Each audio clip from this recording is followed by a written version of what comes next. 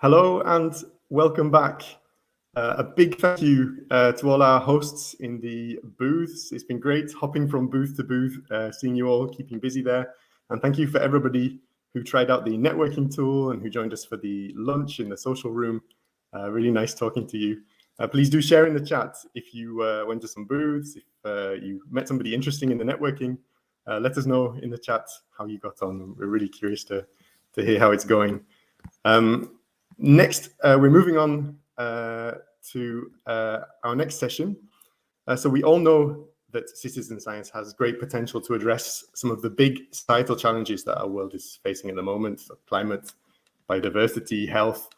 In October last year, we had the Citizen Science SDG conference, where our community committed itself, signed up to a declaration committing to use citizen science to advance the United Nations Sustainable Development Goals. We looked a lot at the challenges and the barriers.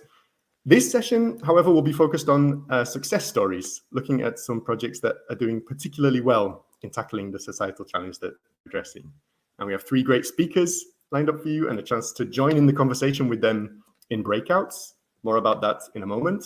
First, we're going to hear a bit more. I'd like to invite our first speaker to join us to tell us a bit about how data from citizen science projects is being put to use for monitoring progress on the Sustainable Development Goals. I'd like to welcome Dilek Fraisl, who is a research scholar at the International Institute for Applied Systems Analysis in Austria and working on EU citizen science as well. Over to you, Dilek. Thank you so much, Michael. I'm waiting for my slides to be up. And thank you all very much, and thanks for the introduction. Today, I'm going to talk about citizen science for societal transformation, focusing mainly on the UN Sustainable Development Goals and the issues around their monitoring and how citizen science can help to address these issues. And before I start, I'd like to thank the organizers of this event for inviting me to speak with you today. Next slide, please.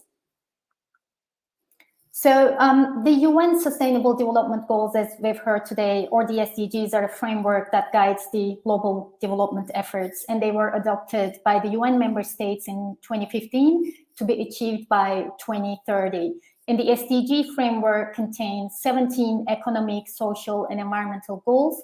And in addition to these 17 goals, the agenda includes 169 targets and currently 247 indicators, covering many aspects of sustainable development in relation to these 17 goals and their targets.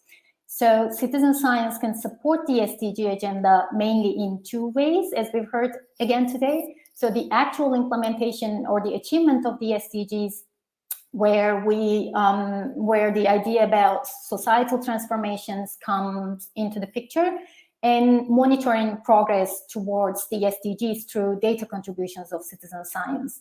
About societal transformations, the title of the SDG agenda, which is Transforming Our World, actually shows the urgent need for change in the way we behave as individuals, as a society, but also in the way we interact with each other in the environment, for example. And it is argued that citizen science can help these transformation processes by raising awareness on societal issues and by mobilizing action to address those issues. And also, of course, by bridging the gap between society, science, and policy through active involvement of citizens in scientific research and also knowledge production. For example, participating in an air quality-related citizen science initiative leading to choices like biking to work instead of driving, or participating in a beach cleanup activity leading to less single-use plastics consumption. We will hear more examples of such individual and societal transformations from the action project today. But what I will focus on for the rest of my presentation is the contributions of citizen science for monitoring the SDGs. Next slide, please. About SDG monitoring, we know that we cannot improve what we cannot measure. As I mentioned before, there are currently 247 SDG indicators in the global SDG indicator framework. And looking at the issues they cover, it's a quite challenging task actually to monitor our progress to be able to achieve them. So the current way of measuring progress on the SDGs is through using traditional sources of data, which include household surveys and censuses, for example. And there are lots of issues around these data sources, such as the implementation costs, their infrequent data collection cycles, lack of variations spatially within a country in their collection, and also their openness, accuracy.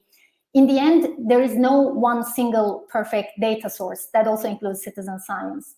So as a result of these things, at 58% of the 92 environmental SDG indicators lack data today. But we need timely, accurate, and comprehensive data to be able to measure our progress to date, but also to make timely decisions to improve our well-being today and tomorrow, as the SDG agenda requires. Next slide, please. So this is just to show you what kind of data gaps we're talking about here. This figure is from the 2021 Global SDG report, and it shows that if you look at goal 13 here, only less than 20% of the countries have available data in SDG 13 on climate action. And even the ones that have data are not really at a level that is satisfactory, that could help address those issues.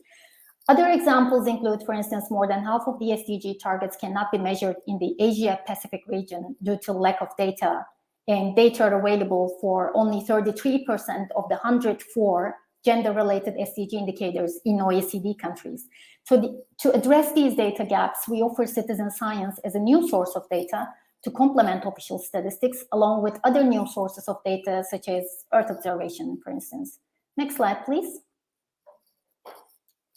So in order to be able to provide evidence for this claim that citizen science can help address the issues around SDG monitoring, we published a paper last year that you see on the slide. It included this figure that shows the contributions of citizen science to SDG monitoring. This was an important piece of work to show which SDG indicators can actually be supported by which citizen science initiatives and how, based on the metadata and work plans of these indicators. And this was also important because the current very complex landscape of citizen science initiatives do not make it easy to find those initiatives that could be leveraged for SDG monitoring. So this study aimed to address that. And now we know for which data gaps and needs, whom to work with, and which stakeholders to bring around the table to build effective data partnerships around citizen science. So in this figure, very briefly, green boxes show the indicators where citizen science data are already contributing to the monitoring of. This is only 5, as you could see. Yellow boxes are the indicators where citizen science data could potentially contribute to the monitoring of. And gray boxes show the indicators where we couldn't identify any ongoing or recent past citizen science initiatives at the time we undertook this study. So our results show that citizen science is currently contributing to the monitoring of 5 SDG indicators, but it has a potential to contribute to 76 others in terms of monitoring. So this shows that actually citizen science data contributing or could contribute to the monitoring of 33% of the SDG indicators. Next slide, please. And the greatest contribution of citizen science data to SDG monitoring, again, based on the results of this research piece, would be in SDG 15, Life on Land, SDG 11, Sustainable Cities and Communities, SDG 3, Good Health and Well-being, and SDG 6, Clean Water and Sanitation. And we also found that the greatest input from citizen science to the SDG indicator framework would be in environmental SDGs, 58% of which lack data today, as I mentioned before. Next slide, please. Now, I would like to share with you one concrete example because we don't have time to discuss more. And this is actually a concrete implementation of our research that I just presented to you today on how citizen science data could support SDG monitoring. This actually shows that what I presented or what I'm presenting to you today is has a high level, high possibility for implementation. So this is the citizen science for the SDGs project in Ghana, led by IIASA in collaboration with the Ghana Statistical Service and the Ghana Environmental Protection Agency, UNEP, Earth Challenge, UN SDSM, Wilson Center, and many, many others, Ocean Conservancy as well. And this is about leveraging existing marine leader citizen science data for the official monitoring and reporting of the SDG indicator 14.1.1b on beach litter. And this is a screenshot of the story map that we created for this project, and I'm happy to share it with you after my talk. Next slide, please. So the main achievement of this project is that citizen science data for monitoring beach litter have been integrated into the official SDG monitoring and reporting mechanisms of Ghana in a sustainable way, which makes Ghana the first country to report on SDG indicator 14.1.1b and the first country to use citizen science data for that particular purpose. And additionally, these data will serve as inputs to Ghana's Oceans Plan, which is currently under development, as well as other relevant policies to address the marine litter problem in the country. And the project also helped to bridge local data collection efforts with global monitoring processes by leveraging the SDG framework for citizen science. Next slide, please. Again, as I said, I will be happy to share with you the links to some of these materials that I presented today, and I would like to thank you for your attention. I'm happy to answer if you have any questions. Thank you.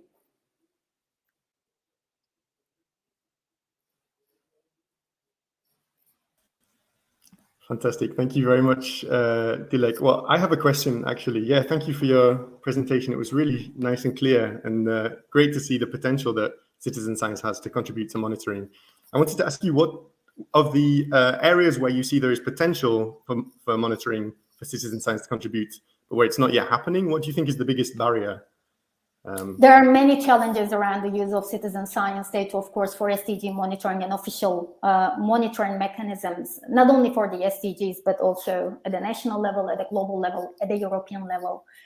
And I think one of the most important ones is these communities, in terms of the SDGs, data and statistics communities, are not really aware of this potential. They don't even know what citizen science is and what it could do.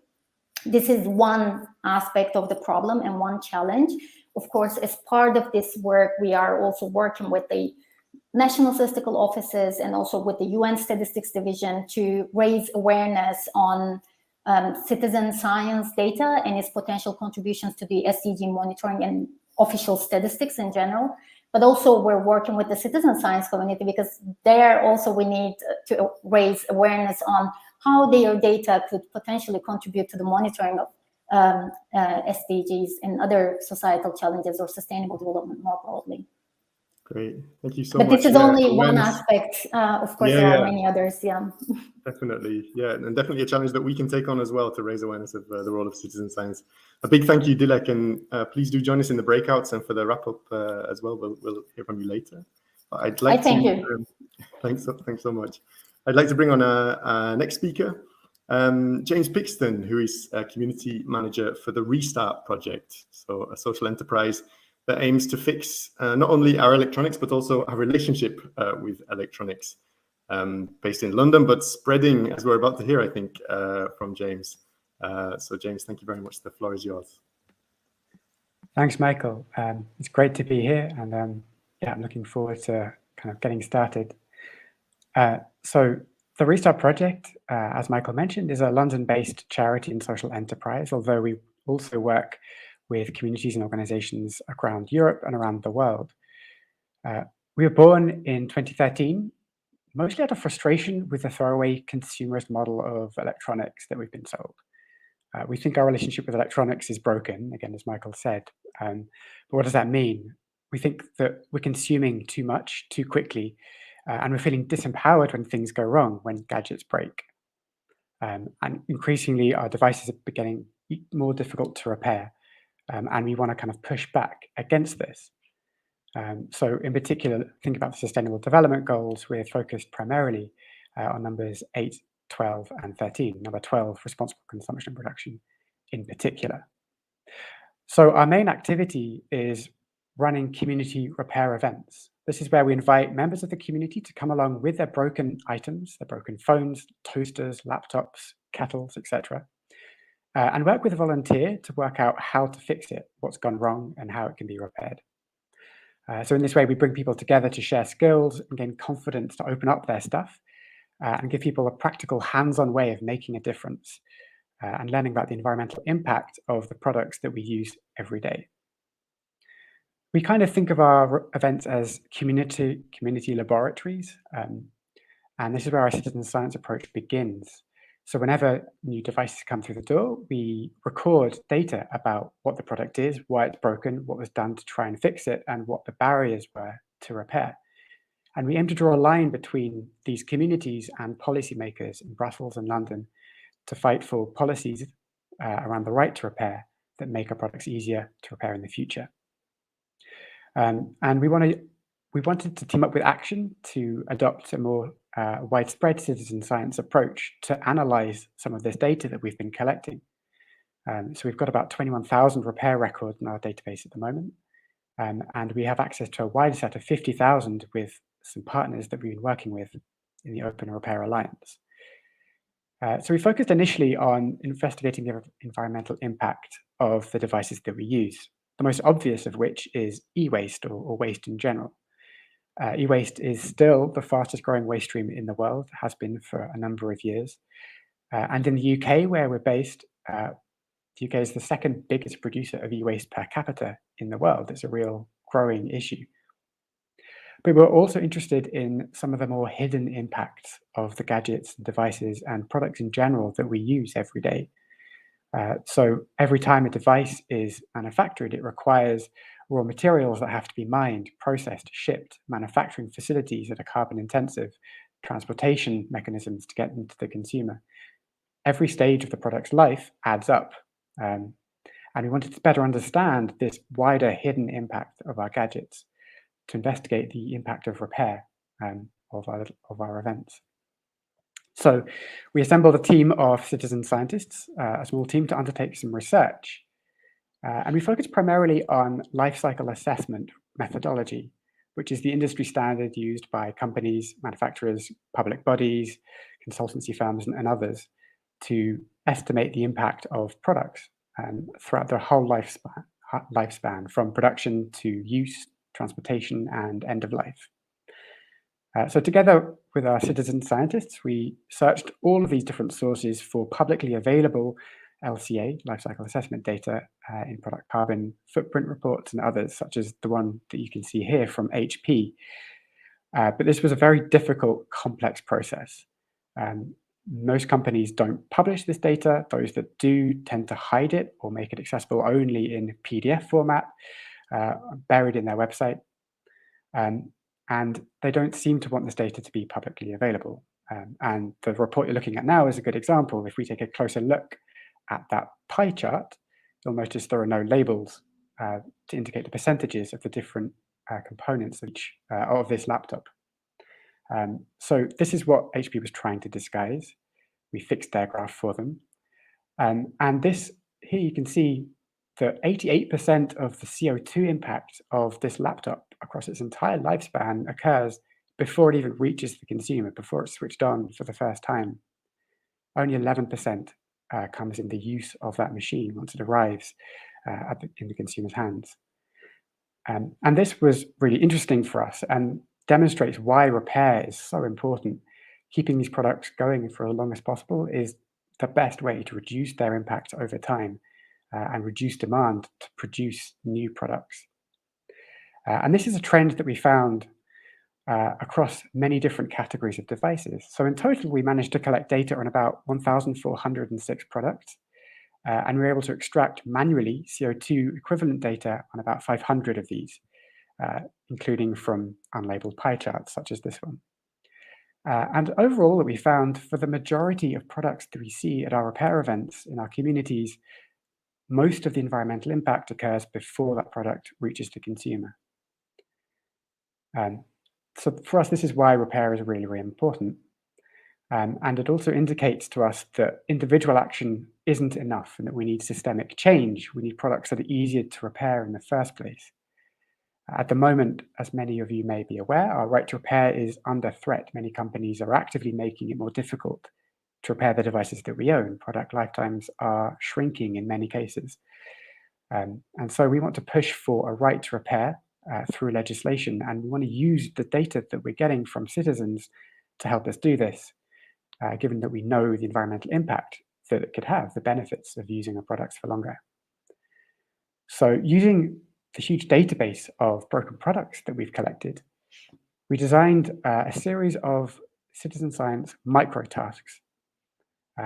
This is one example that you can see in front of you now. So we identified a few categories of devices that the European Commission is going to be looking at in the near future: printers, tablets, and other battery-powered devices. And in each micro-task, we asked citizen scientists to look at broken products from our database and identify from the description of each what was the barrier to that product being fixed, or what was the reason that that product failed. And from this analysis, the hope is that we can build a list of common issues from all of these types of products, so that when we're talking to the EU, we can be very specific about the kind of regulation that we want. So across the 3 tasks that we ran, we engaged about 300 citizen scientists who submitted about 6,500 opinions on about 2,000 different broken devices. And then we were able to combine all of this data and come up with the most common reasons that these devices break in the first place. I won't go into too much detail now because time is short, but there's a URL there you can visit if you want a bit more detail. And the upshot is that as a result, we've been able to use this data to help with our efforts to influence legislation going forward. So this is a picture of us outside the European Commission earlier this year, campaigning for printers that last longer. And that the demands from that campaign were powered by the data that we managed to get from the Citizen Science Project. I believe that's nearly the end of my time, so I'll just end on a quick note to say thank you very much to Action for supporting us through this work. And if you want any more information, our details are on the slide in front of you. Thank you very much. Thanks so much, James. Repairing products, repairing misleading graphs from companies, and also making repairs to policy effectively. It's really great to see, and we'll hear more from you in the breakout session just after we've heard from our final 2 speakers.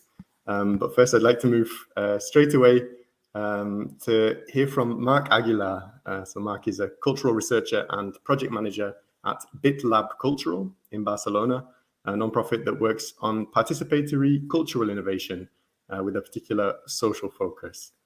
Thanks very much for being with us, Marc, and let me hand over to you. We don't hear you for the moment. So let's see. Better now? Hi, Michael. Hi. Okay, so hi there, I'm Marc Aguilar from the Lab Cultural Cooperative. I'm here today to share with you our experience with Noise Maps. Noise Maps is a project that we started a couple of years ago with the support of the Action Consortium, this way of analyzing collectively the sonic signature of a given space, which is the methodology of soundscape. We're going to use this methodology as a citizen science practice, so that we could be able to empower citizens to redesign their soundscapes, and therefore to tackle noise pollution.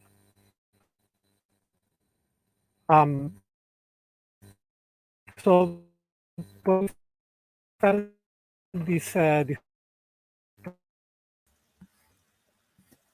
I'm sorry, Marc. I think you're having some connection problems. In the area of Barcelona, we were approached by this group of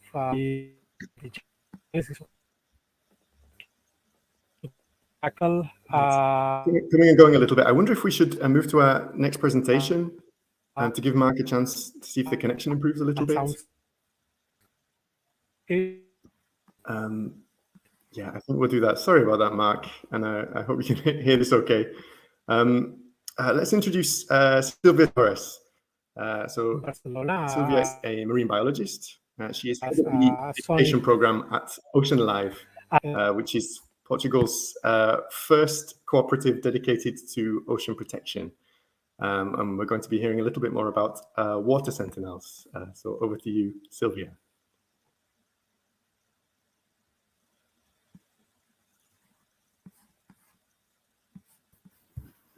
So hello, Mark, and hello, everyone. I don't know if you are listening to me now. Yeah, we hear you fine.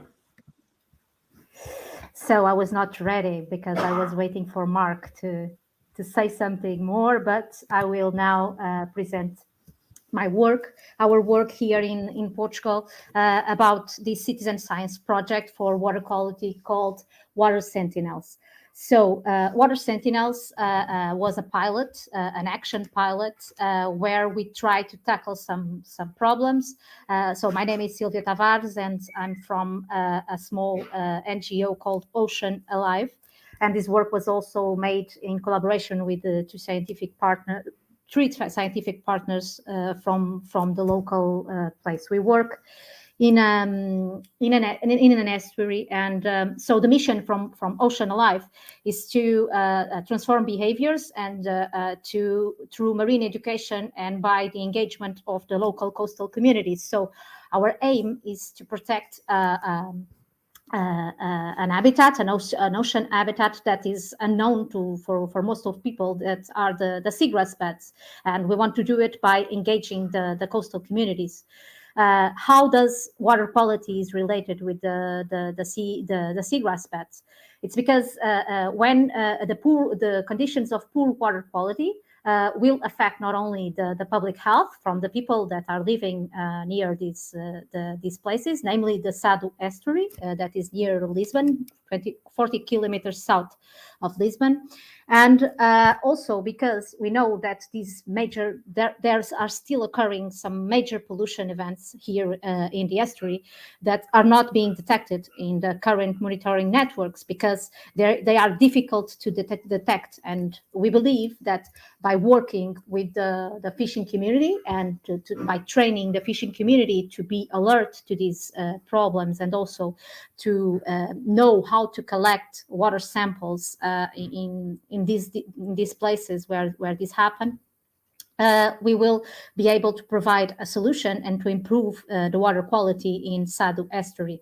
So our solution is by engaging the fishing community in the data collection.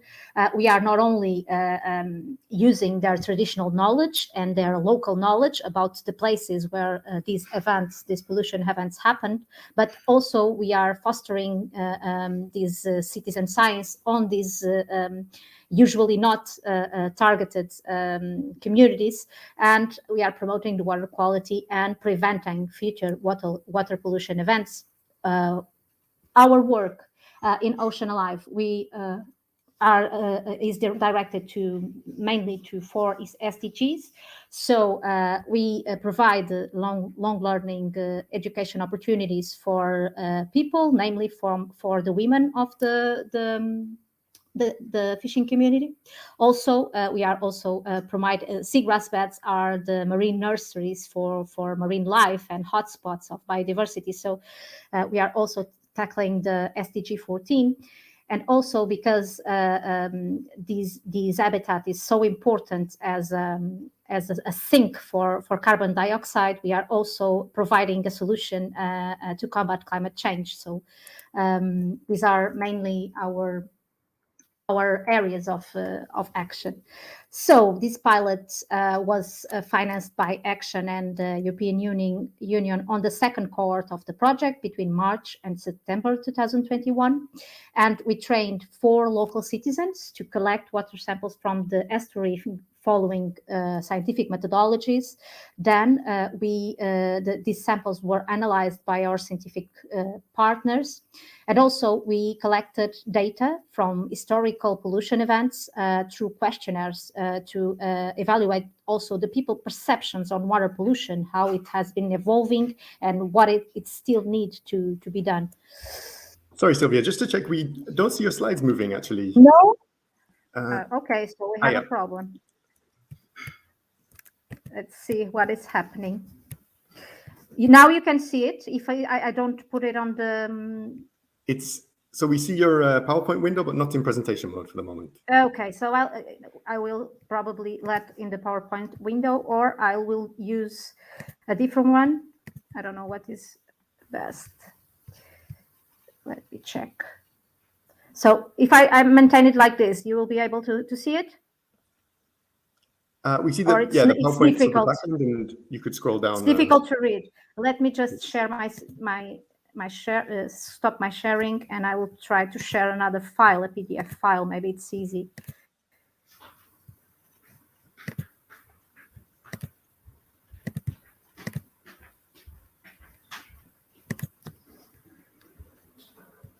It is not showing. The images for this project are really nice as well, so it's a pity not to show them. Oh yeah, because the pictures talk by themselves. So let me, it's because the PDF file, I have it open, but it doesn't appear here in my files to select to be shared. So I will continue with sharing the PPT version, but I will not put it on the full screen mode, okay? Thanks so much. Just, are you seeing now? Just to confirm? Yep. Okay, so this first one was just to acknowledge also the funding and the partners and to tell you about the title. Then it's really important that you see the seagrass beds at least. These are underwater plants that form these marine forests and that exist in estuaries and coastal lagoons. And in Portugal, it is declining, but we still have those here in the Sado estuary. And so we work with the people from the fishing community, and we tried to train them to collect water samples and to be alert for the signs of pollution and to collaborate with the scientific community.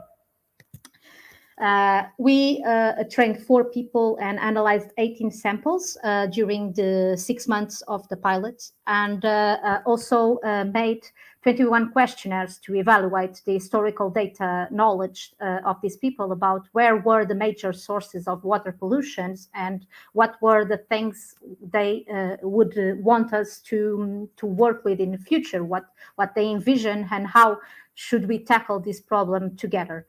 And as results, quickly, we created 2 data sets. One of those is publicly available, one for the current water quality data, and another one for the community perceptions, historical pollution perceptions. We also held an important workshop for stakeholders, and we were able to bring not only the national entities that regulate the water quality, but also the local stakeholders that somehow have a word to say in the water regulation, and also the companies that could be seen as one of the top polluters to try to find together some solutions. And this was like a seed for a local monitoring network. We also developed some tools, a community guide for water sample collection that somehow translates scientific to these low literate community members, and also a layman's report about the pilot. And we created a short film where we engaged some of the people of the community to create awareness on this topic. What do we believe? And we would like to talk to the people that are going to the next session, what we believe that were really important learning opportunities for us in this pilot.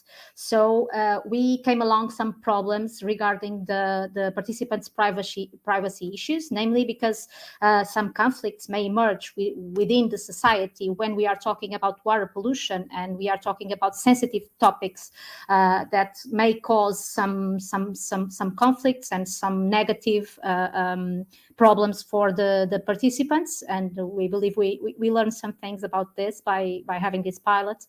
Also, one of the things that we concluded by the end of the pilot is we are lacking in Portugal, and I believe maybe in other countries too, some kind of citizen science water quality monitoring networks, because although we were able to train these people, and these people are linked to the ocean and have high knowledge on the topic, because there are no current monitoring networks, they are not able now to continue to contribute with samples to these to science to gain understanding and to better support our policies. Also, for us, the accelerator was a huge learning opportunity because we are a small NGO.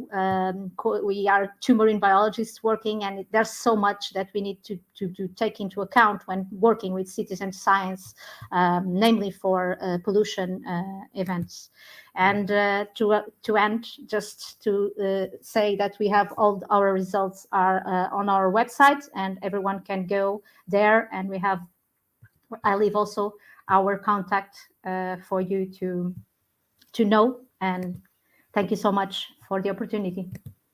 Fantastic. Thank you so much, Silvia. This project sounds like it's solving a lot of the issues that Dilek was highlighting that we need to be addressing right across Europe. Really great to hear. So looking forward to hearing more in your breakout session in just a moment. Thank you so much. Let's try again with Marc Aguilar from BitLab Cultural in Barcelona. I'm really enthusiastic to hear more of the noise maps. Hi there. Thanks, Michael, for fishing me back. Hope, well, technology allowing, I'll be able to give you guys a brief introduction on what we did in noise maps. Okay, so from the top, as I was saying, what we did was to use this notion of soundscapes to deploy it in a different way, in a novel way, to tackle the problem of sound pollution. Next slide, please. We worked together with a community in Raval, which was suffering very much from this particular problem. They are at the epicenter of gentrification, touristification. So it's a really rich environment, and we set out to analyze it from a sound point of view. So to take the idea that deploy this idea that soundscapes, that the sound signature of a given space can give us a lot of information that can help us tackle these societal problems, and to work together with them and with our partners at University Pompeu Fabra, at the Music Technology Group, to devise this system to use soundscapes to deploy a set of technologies and of collaborative practices and of software that would allow us as community to understand what is the soundscapes of our cities, how these soundscapes tell us things about the good things that are going on in the cities and the not so good things that are going on in our cities, and to give us a different way to discuss, not just with citizens, but also with important stakeholders like the government and academia on how to redesign these soundscapes to have more harmonious and more sonically pleasant cities. Next slide, please. What we did in this pilot with the support of Action was to set out this 6-month pilot in which we worked with the citizens and with our academic partners to design the sensors that we would use to collect sonic data, to decide where and how we would deploy this. And we did this in a democratic manner with the citizens. They were the ones who were owning the sensors, operating them, and then not only just generating the data, but also working with the scientists to try to analyze this data, and then also to map it out and to visualize it in a way in which it was useful to communicate problems and to find solutions with other partners, including government. Next slide, please.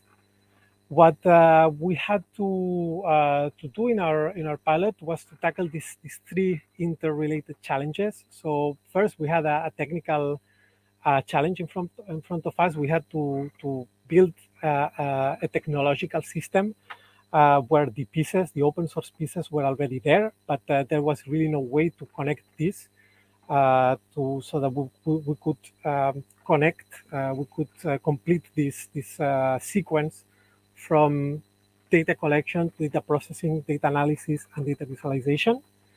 We also had a challenge on how to empower these communities, how to make it that they could effectively operate the system, understand what were the nuances, and then also the potential of using soundscape analysis to tackle not just sound pollution, but then also more generally, how do we want to think about the future of our cities? And last but not least, the political challenge. The situation was quite charged when we arrived. So there was a lot of mutual distrust between citizens and politicians and government on the issue of sound pollution. And our goal was to try to make them understand that to reposition the whole debate around citizen science as a mechanism that would generate evidence that we could all work together on generating and then analyzing it and understanding sound data as something that we could use to change the discussion from a negative one to a more positive one on how do we want our cities to be. Well, that was quite a challenge, but I feel that we got quite some results there.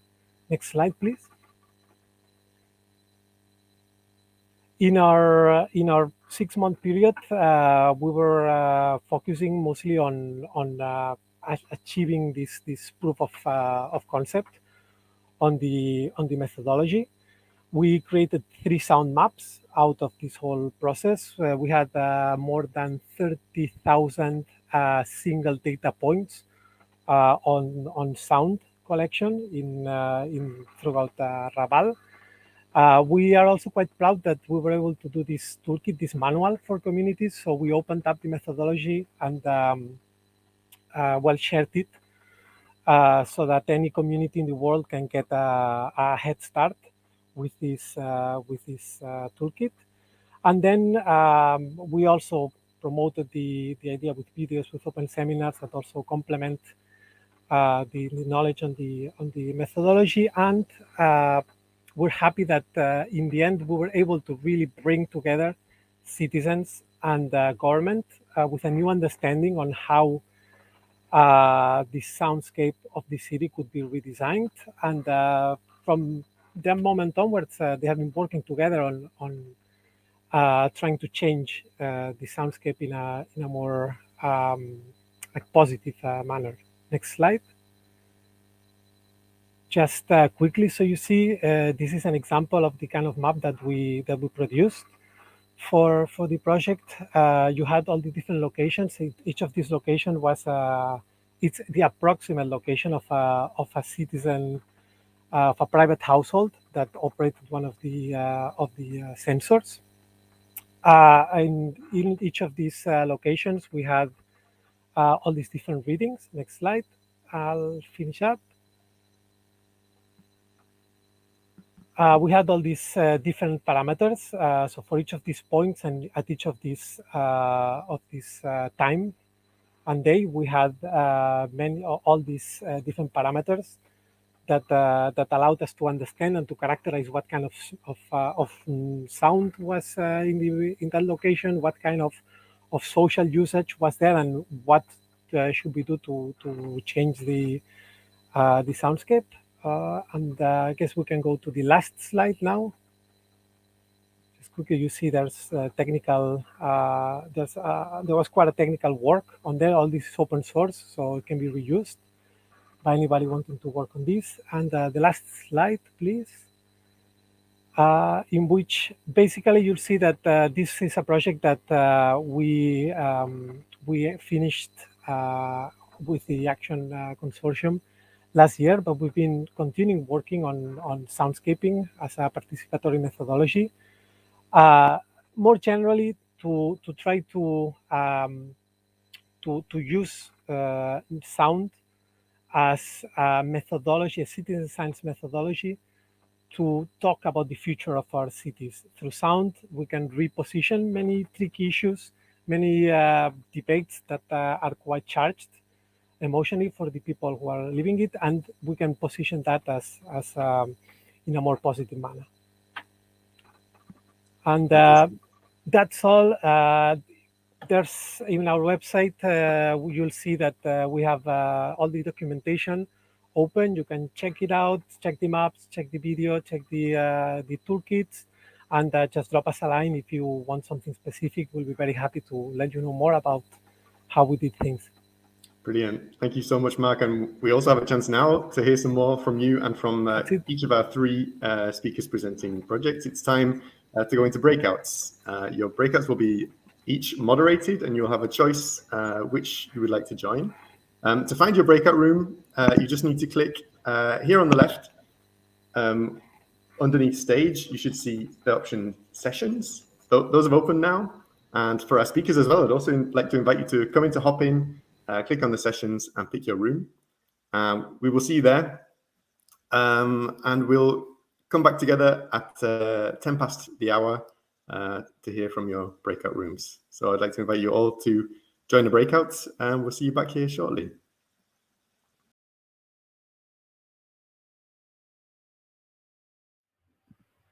Hello, everyone. We're just waiting for James. Come join me on stage.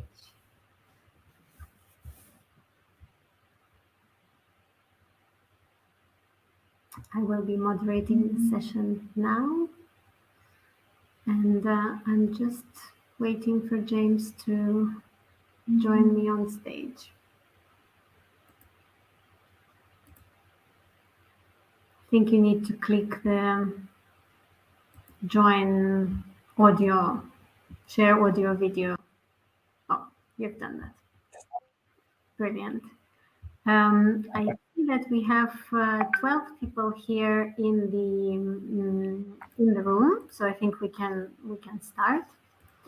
And it's going to be a participatory session for everyone to know. You might be expected, or you will be expected, to go on screen at some point. You might be called to go on screen at some point, but please don't worry and don't run away. It's not scary, and we are a small bunch. We are only 18 people here, so it's not like we're in a big auditorium. So to start with, I would like to invite James to talk a little bit more about his project. It's been really interesting to hear about all you've done with all the gadgets and the actions in front of the European Commission. I wish I was there. I'm also based in Brussels. Next time, maybe. But now, particularly, I would like to invite you to tell us a little bit about the challenges that you might have faced in using citizen science to solve some of these societal challenges. So if you could take 5 minutes maybe to highlight 3 of these challenges. Sure. Thanks, Maria. And we are potentially planning more actions in the future in Brussels. So I'll let you know the next one that we run and you can come along. Excellent.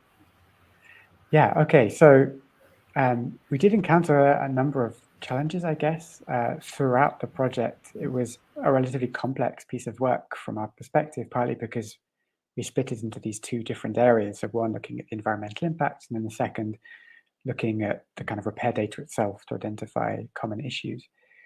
But I think something that may be common to both of the areas of the project was recruitment. And I imagine this is probably quite a common barrier that people face in citizen science. It's getting enough people through the door to engage with the activity. So for the environmental work, it's not necessarily a fun prospect asking people to kind of scrape through corporate websites and read sustainability reports. And it's not fun work necessarily. So we had to try quite hard to find kind of motivations for people to get involved, because ultimately it was really, really important work, and not many people, if anyone, had really done this before. So we kind of had to appeal to people's sense of, environmental justice and so on to really get that message out there and get people to commit to doing this quite tedious at times work.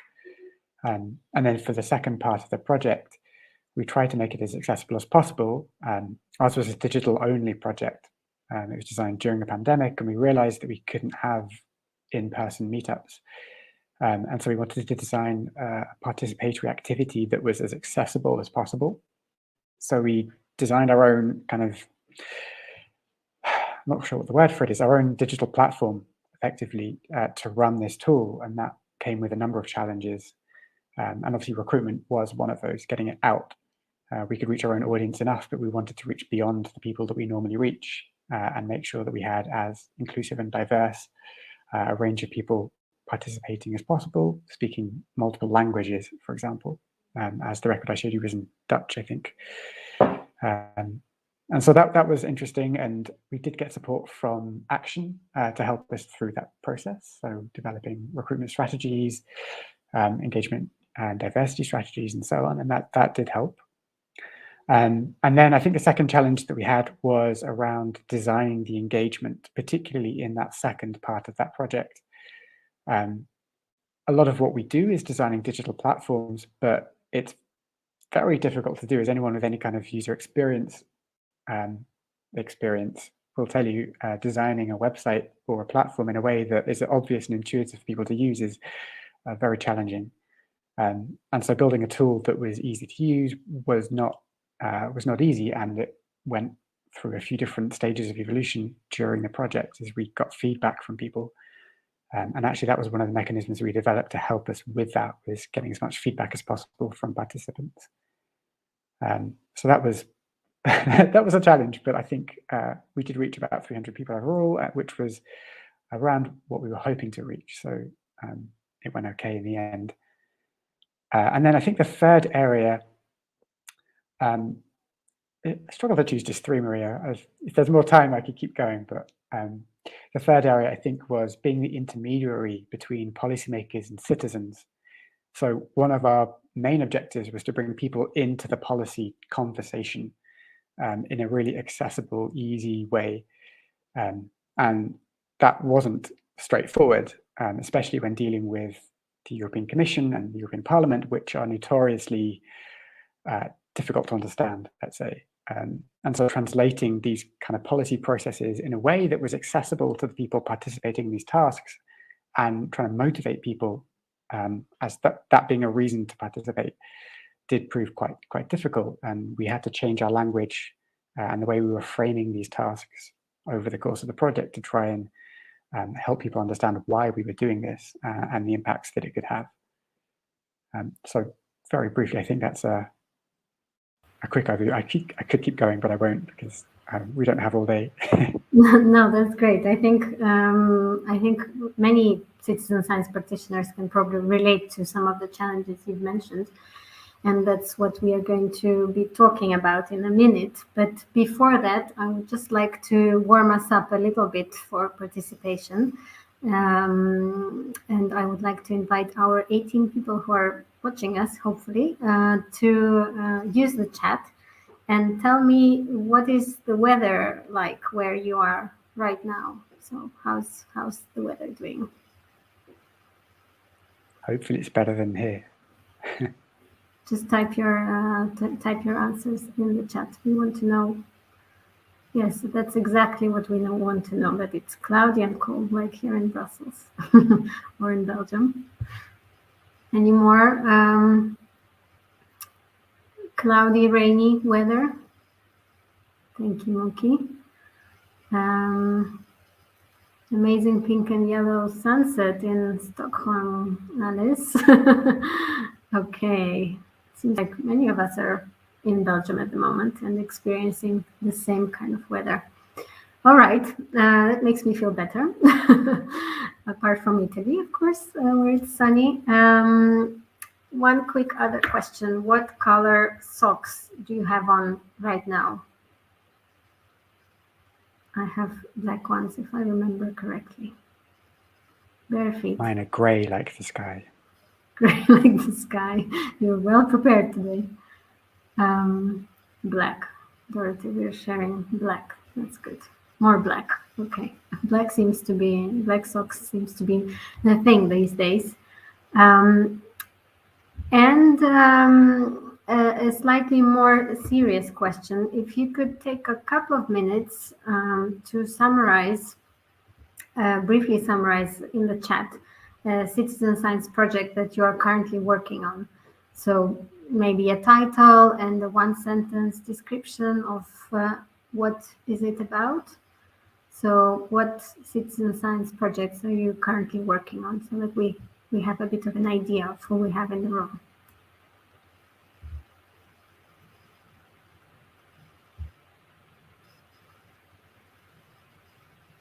I will give you a minute before I start commenting on them so that you have time to type, and we can keep chatting about the weather while you're typing.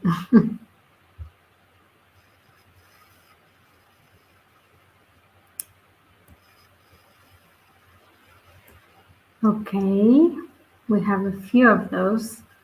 So in Austria, we have Barbara working on a linguistics project, asking members of the public to do lexicography. And then Alice is helping with the citizen science, but lots of other projects and training modules. We have some action people, and we have some more interesting work on sensors and capacity of urban and peri-urban forests. Okay, that's the moment where I ask you, many of you, to volunteer and to come and join us on screen for a little chat. So what you have to do for that is to press something like shares audio and video at the top. You might have a pink button. I already have Lukasz from the very beginning requesting to share. I don't know if it was on purpose, so I'm going to put you on screen, Lukasz, and you can escape if that wasn't intentional. But please do join us here on screen. I will wait 30 seconds and then I will point on a few people. Thank you, Marie. We have a first brave person joining us today. Hello. And we have Dorte joining us. That's great. Do we have any more volunteers? I think we need a few more. Or Dorte just escaped. No, she's coming. We have Federico joining. Thank you very much. Can we have a few more people on screen, please? We're feeling a little lonely here. Yes, I'm really curious to the person who was working on the Internet of Washing Machines, as Alice points out too. Who was that? Maybe you can invite them by name. It's Jan Laros, I see in the chat. Jan, please join us. And maybe we can have also Katja from Action joining us on screen. She pointed out that she would join on screen, Katja. Okay, Katja is not able. Alice, would you like to join us as well?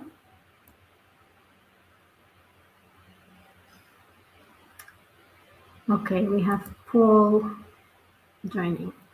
That's brilliant. Okay, so a question to our brave volunteers who just joined us. And I have more people joining. Yay, I was so scared we would be here alone with James, but that's great. Thank you very much. So first question on to all of you who just joined us here. Maybe I will mute someone because we have a couple of a bit of background. Yes, we have the echo.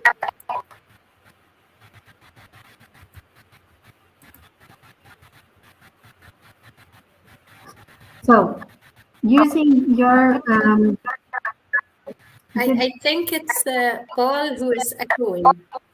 Yeah, I'm trying to mute him, but I'm not managing. Paul, could you mute yourself?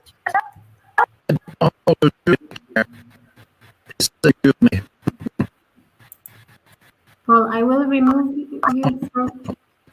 You found it. Okay, excellent.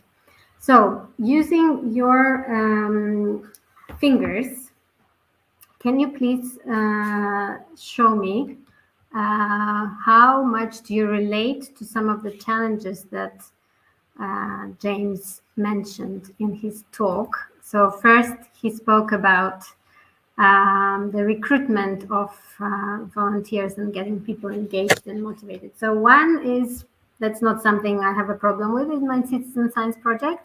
And 5 is, I'm with you, James, I'm also struggling with recruitment. Can you show me that? Alice, 10, Paul, 4, Marie 5, Federico 3. Alice, would you like to tell us a little bit about your struggles in this?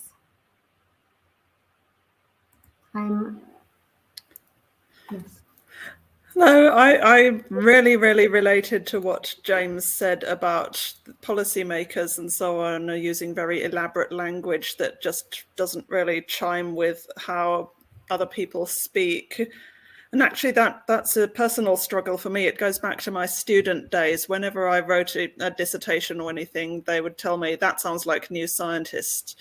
So that made me a terrible science student, but good at communicating citizen science. Many years ago, I was a community leader for Galaxy Zoo, the first iteration of the Zooniverse. So I was sort of leading a community of people. And one thing we tried to do was write sort of volunteer-friendly versions of all the academic papers being put out. And that was sort of very cut off from the rest of what everyone else was doing. And it was incredibly hard work, and it just wasn't one of the things that went that well. And yeah, more recently, I was asked to develop a hub for people willing to translate citizen science literature.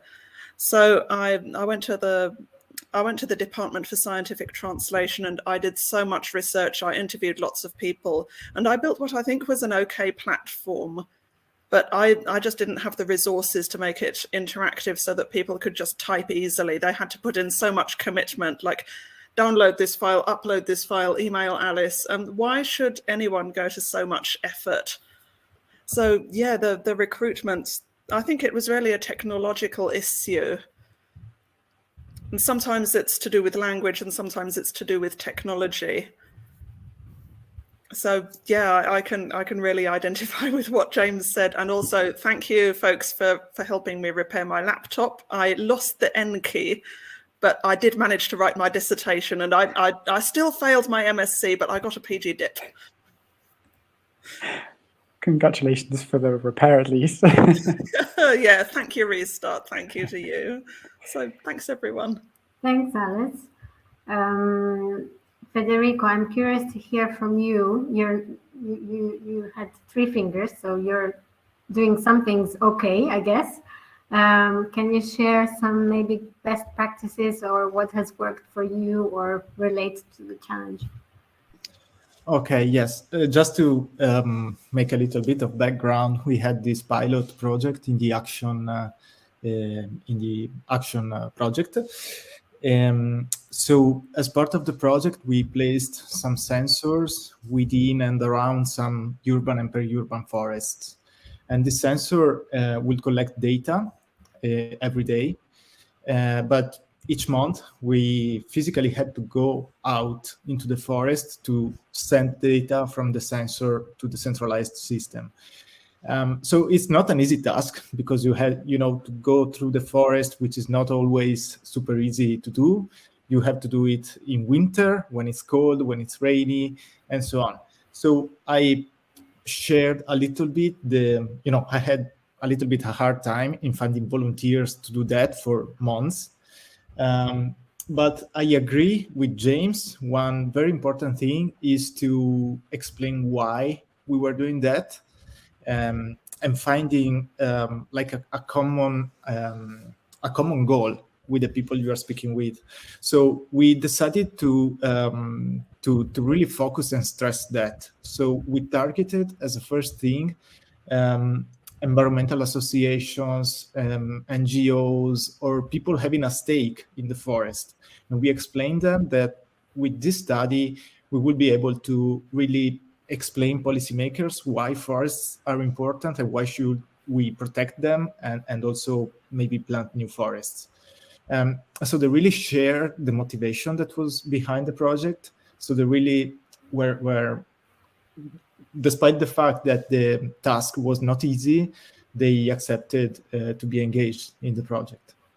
But yes, that's the reason why I chose the 3 as the number, because yes, it wasn't easy to find people willing to do it, but I agree with James stressing the why we are doing that is a really important thing to do. That makes things easier.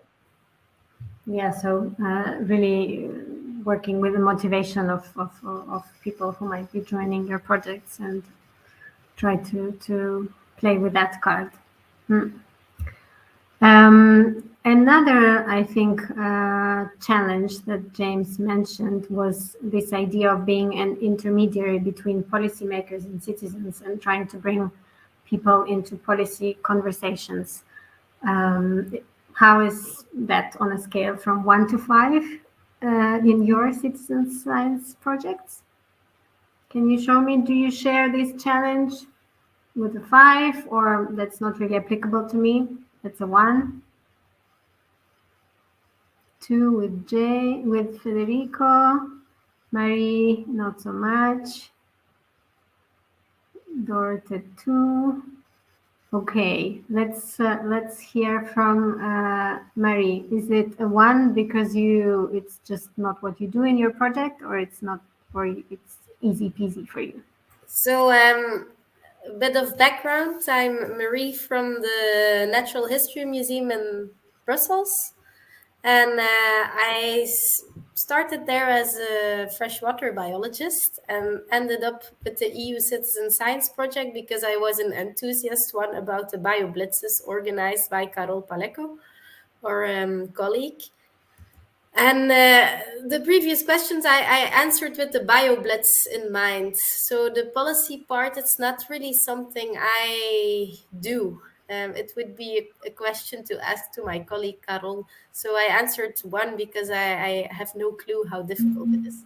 But to answer the previous one, I think it's also, for my part, it's difficult to find colleagues, scientists who want to be the active scientists in a bioblitz activity. So we have more than enough citizens who want to be part, but then the scientists sometimes find it difficult to work on a weekend day, which I understand, or don't really like to be social about your science. So yeah, for the policy part, I'm, I have no clue. And Dorothy just disappeared. She's leaving. Okay, I was going to pick on her. Jan, you're not able to show us your fingers, so maybe you can unmute yourself and comment on any of the challenges that we've discussed. We can hear you. Yes. This is another voice. No worries, we can hear you well.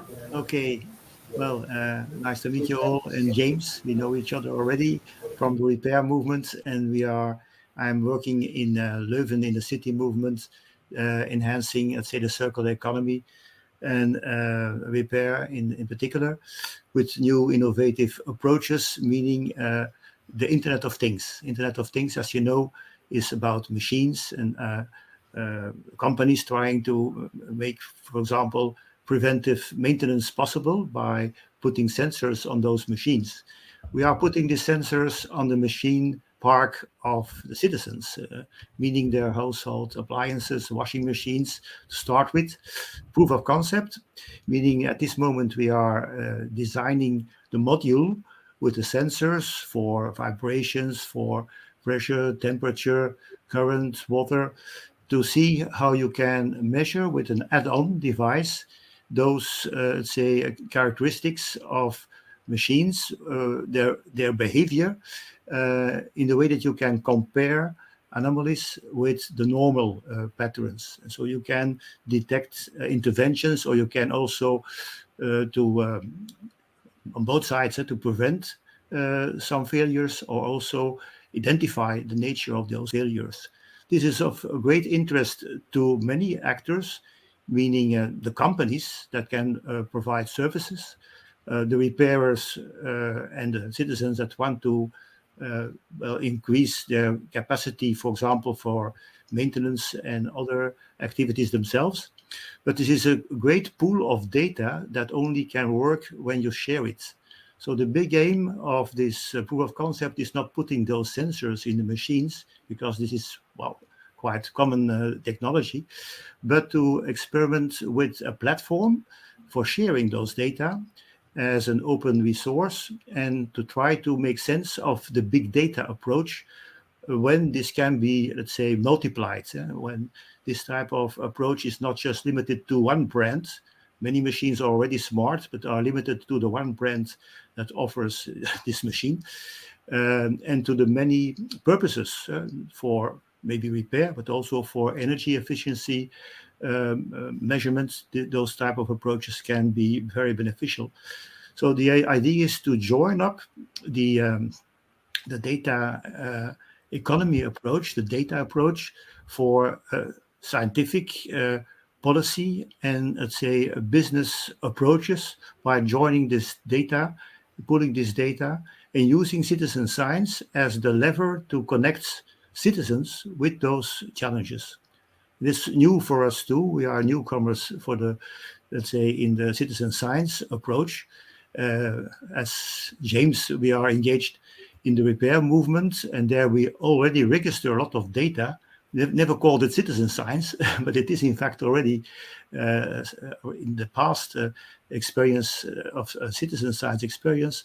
We believe that citizen science is making this kind of approach that we already experience much more, let's say, systematic and scientifically more strongly based, and also more accepted as something that is well designed and not just an action.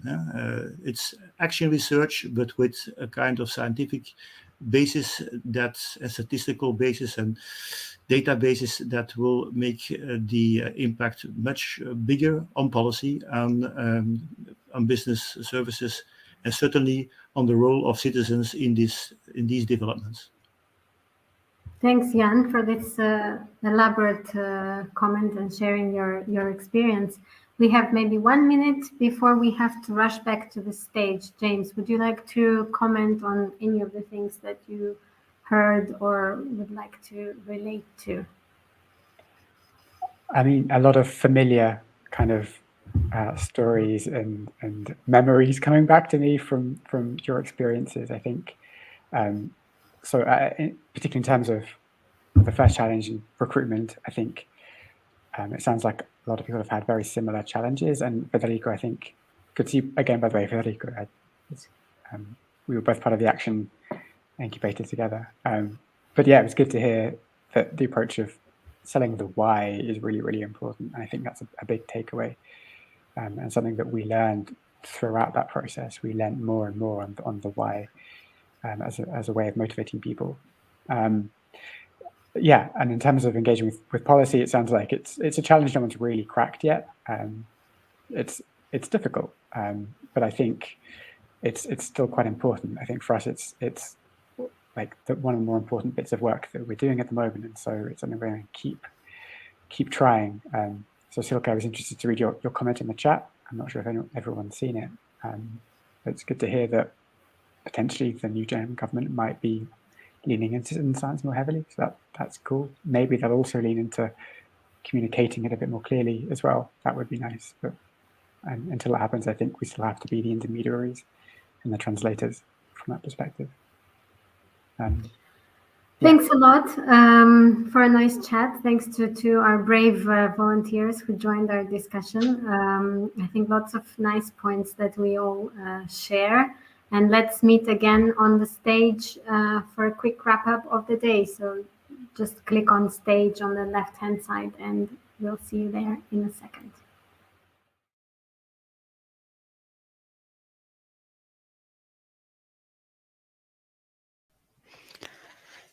Hello, I can see some people are in this room, so I would really like to invite Silvia to join me on the stage. It's quite easy. Okay, I see you already found out how. That's perfect. So welcome, and welcome also to all the participants who are joining us. I see more people coming into the room little by little. So we have planned for this session to be very interactive. So be prepared because we will be we will be inviting you to join us at a certain point, possibly if you feel like, of course, to put your camera on and join the conversation with us. We're a small group, so that could work nicely. But before we do that, we can actually, the structure of the session is to first listen a little bit longer to Silvia, who is going to highlight for us. So we already heard about her project, and now we are going to listen to her sharing with us some highlights about 3 main challenges that she and her colleagues faced in using citizen science to solve the specific societal challenge. And I guess we can all imagine which was or where the societal challenges addressed here, and how being part of this action accelerator helped her overcome them. So Silvia, the floor is yours. Hello, Marzia. Thank you so much for introducing me in this breakout room. I hope people have some questions and turn this session into an interactive one. So regarding your questions about our highlights, what were the highlights of the project, and were the main challenges that lead us to learning opportunities within the action, and how did the action help us solve this problem? So we are a relatively new NGO. We were just born in 2015, and we are a really small NGO. We are 2 marine biologists working with people, namely women from the fishing community, targeting this aim of telling everyone about seagrass beds, and also to try to work with everyone to protect and restore this marine habitat that is unknown for most of the people here in Portugal. Much more people know about the coral reefs, for example, than for the seagrass beds, and so many things are to be done on this behalf. And we believe that by working with people, we have this environmental and also social impact by empowering people and to giving them new professions and new skills that they can use. Because when the marine resources decline, the first people to be affected and have to dedicate their lives to other things are the women that are linked to the fishing activity. And so, because this is important for them and they have skills that need to be worked on, we work with them. So action, for a long time, people told us about this problem. We are working with other problems, namely plastic pollution and other problems, but we hadn't still had the opportunity to explore the water pollution issue. And we believed and we knew from the community that this was something that they thought should be addressed. So this pilot emerged as an opportunity to work with them and to train them, and also to create awareness on the people about the link between the seagrass health and our health, and also the water pollution events that are still happening in the Sado estuary. Things are not like, and in our results we saw that things are not like 40 years ago, and fortunately things are better now, but these things still happen, and most of the times these are not seen in the monitoring networks, because you need to be there in the right moment, and who is on the field? Usually the people from the fishing community, and that's why this project emerged. When we started with this pilot, the first big thing that emerged was about the privacy. Because although we committed to the legislation about the personal data protection, one of the ways to give valuation to these people is somehow to use their faces and their names and their stories to inspire other people to adopt good practices regarding, for example, fishing activities, but also, in this, because this project was about water pollution, and And we are talking of small communities that where people from the same family can be linked to activities that are causing the water pollution events. This emerged when we asked them to, when we reflected with the action mentors about how this could be done and how could exposing the participants would be a dangerous thing for them or cause conflicts in their life. We also discussed this with them, and we decided that we will not would expose their identity of the participants, because this could cause really conflicts on their participation. And everything that we had prepared initially had to be done differently, because we had to pass from a strategy where we would have focus groups and we would discuss things openly in the community, to an individual strategy of working with everyone, but not with people together, because of the risk of some of these people could somehow create a problem for them to be participating in the problem. So a big question still open for us is, how do you enhance the participation of citizens in science when you are targeting something that can be seen as a sensitive issue? How can we put people on the highlights without exposing them too much? And so this was a challenge, definitely.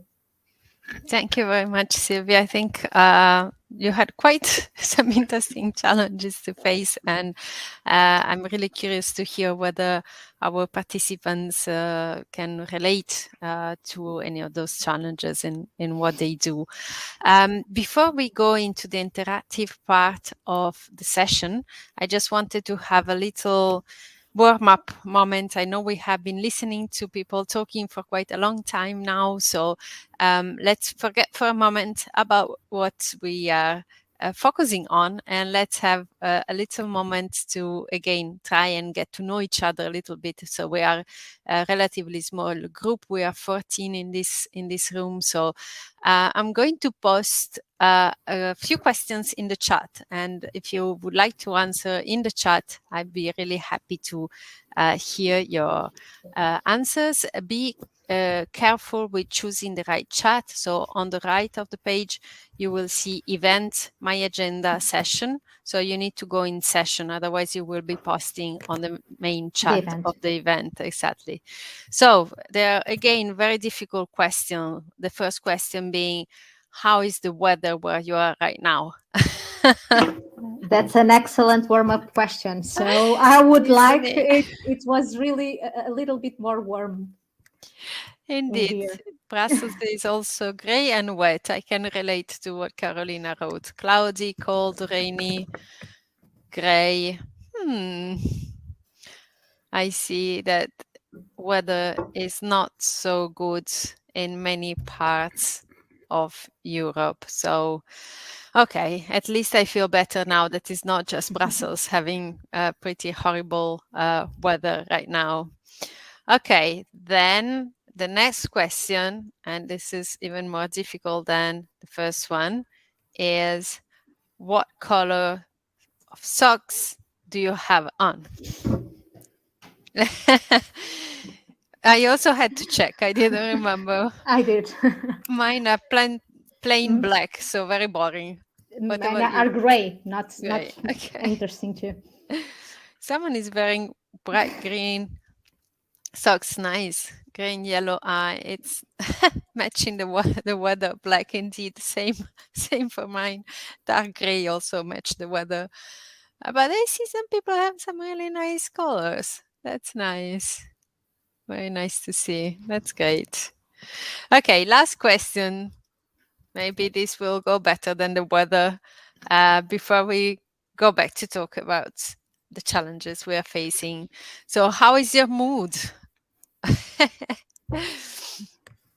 I have to say, for us, it has been, I think we are still feeling the effects of all the adrenaline of making sure that everything works with this platform we are using today. So I think I'm quite like you, Sylvia, feeling also quite enthusiastic and excited. Yay, nice. Someone is still using emoticons. That's really emojis. That's really nice. Great. I see a merge of text and an emoticon. That's nice. Happy. So it looks like there is some quite good mood going on in the group. So that's really nice. So, okay. Now let's go back to talk about citizen science, unless you have any other question you'd like to ask to other participants to get to know them better. But hopefully we will be able to see you, maybe not your socks, but to see you. Oh, okay. Bye, Rafael. Thank you for joining until now. So maybe we will be able to see you, some of Thank you you on so the much, screen. Rafael. Rafael was our mentor during our journey, and Okay. it's really nice to have him here again. Thank you so much. That's great. Thank you. Okay, so I would like to ask you to briefly, so always in the chat, unless you're already brave enough to come on the stage with us. So any of you joining this session can click on there is a link that says join audio and the video. And when you click on that, you will be coming to the stage with us. As I said, we're a really small group and it's a very informal session, so don't hesitate to join us. If you're feeling shy, then I would like to ask you to write in the chat whether you have a citizen science project, initiative, idea, thought you are working on. And if you can write just 1 or 2 lines, just very shortly about it. So it's up to you whether you present it in the chat or you come on the stage with us. Even if you present it in the chat, don't worry, you won't be able to escape because I will call you on the stage at a certain point. And I really hope someone will join us here. So take your time to let us know if you have a citizen science activity you're working on. And I see a first person, brave person joining us on the stage. Welcome, Dilek. Thank you very much for joining us. Yeah. Yeah, it's getting dark quite early. Yeah, exactly. I just wanted to help you guys because thank you. You seem nice. Lonely in there. That's really nice of you. Thank you, Dilek. And I see Paula just wrote, sorry, I don't have a camera and mic is not working, no worries. So if you don't, if somehow your camera and microphone are not working, then please write in the chat if you have any citizen science project you're working on. We would like to talk about it with you and share some thoughts about challenges that you might be facing and see if, as Sylvia was able to profit from Action Incubator, then we might be able to do the same with you here and see how we can try and address these challenges together. So I leave you to write possibly in the chat. Marzia, yes. We have 2 people, I think, wanting to join the room. So that's a good point, Dilek. Thank you very much. And Claire, I see you also have a question. So come to the stage with us if you feel like, of course. Hello. Hello. Welcome. That's nice. We already feel less lonely. Thank you very much. Who would like to go first? So the idea is to share a little bit about a citizen science project that you might be working on or that you might be familiar with, and then we will be looking into whether there is any specific challenge you're facing that relates to what Sylvia just mentioned, or something that has been mentioned in the presentations before. Who would like to go first? Yeah, maybe I can briefly mention that not particularly something that I've been facing, but of course I would face with that as well. But what I'm also hearing quite often from colleagues working in citizen science projects and so on, and the issues around how to integrate their data into official monitoring and reporting streams, because for many of the projects this is quite important and they actually operate at a very local level. but they want their data also to be considered at the national and global level. So this is one of the issues that they have been highlighting quite often. And what they also say when they go talk to the authorities, some of them are not really open to use citizen science data because of all the issues around whether you can trust the data and many other things. So maybe I just wanted to put it out there so we can start the discussion around how to address this. That's our reality in Portugal too. Some projects emerge locally and are really interesting, but then when you want to somehow replicate it and to take it to a national level or to be held into, for example, SDG indicators or the national reporting, the thing is you don't have one national entity that would coordinate these pilots and to give them the validation that they need to be held into account. And from the Portuguese entities, it is rigid. It's like something that is lateral, but it's not the main path to do it. So things somehow becomes lost in translation. So are you saying that some type of support for the citizen science projects and communities from I don't know, at a government level or an administration level would help them actually to realize the potential of their data? Actually, if you have something that only targeting citizen science projects, it would be really helpful. In terms of monitoring, for example, let's take it to the environmental part. Regarding this, the only project that we found out related to the ocean that is now currently working and is held by a national entity is targeting the jellyfish that it's really interesting and it's going smoothly, but it's the only one. So for example, for water quality, you have multiple people doing it, but researchers and entities, but they don't receive and they are not open to receive citizen science inputs.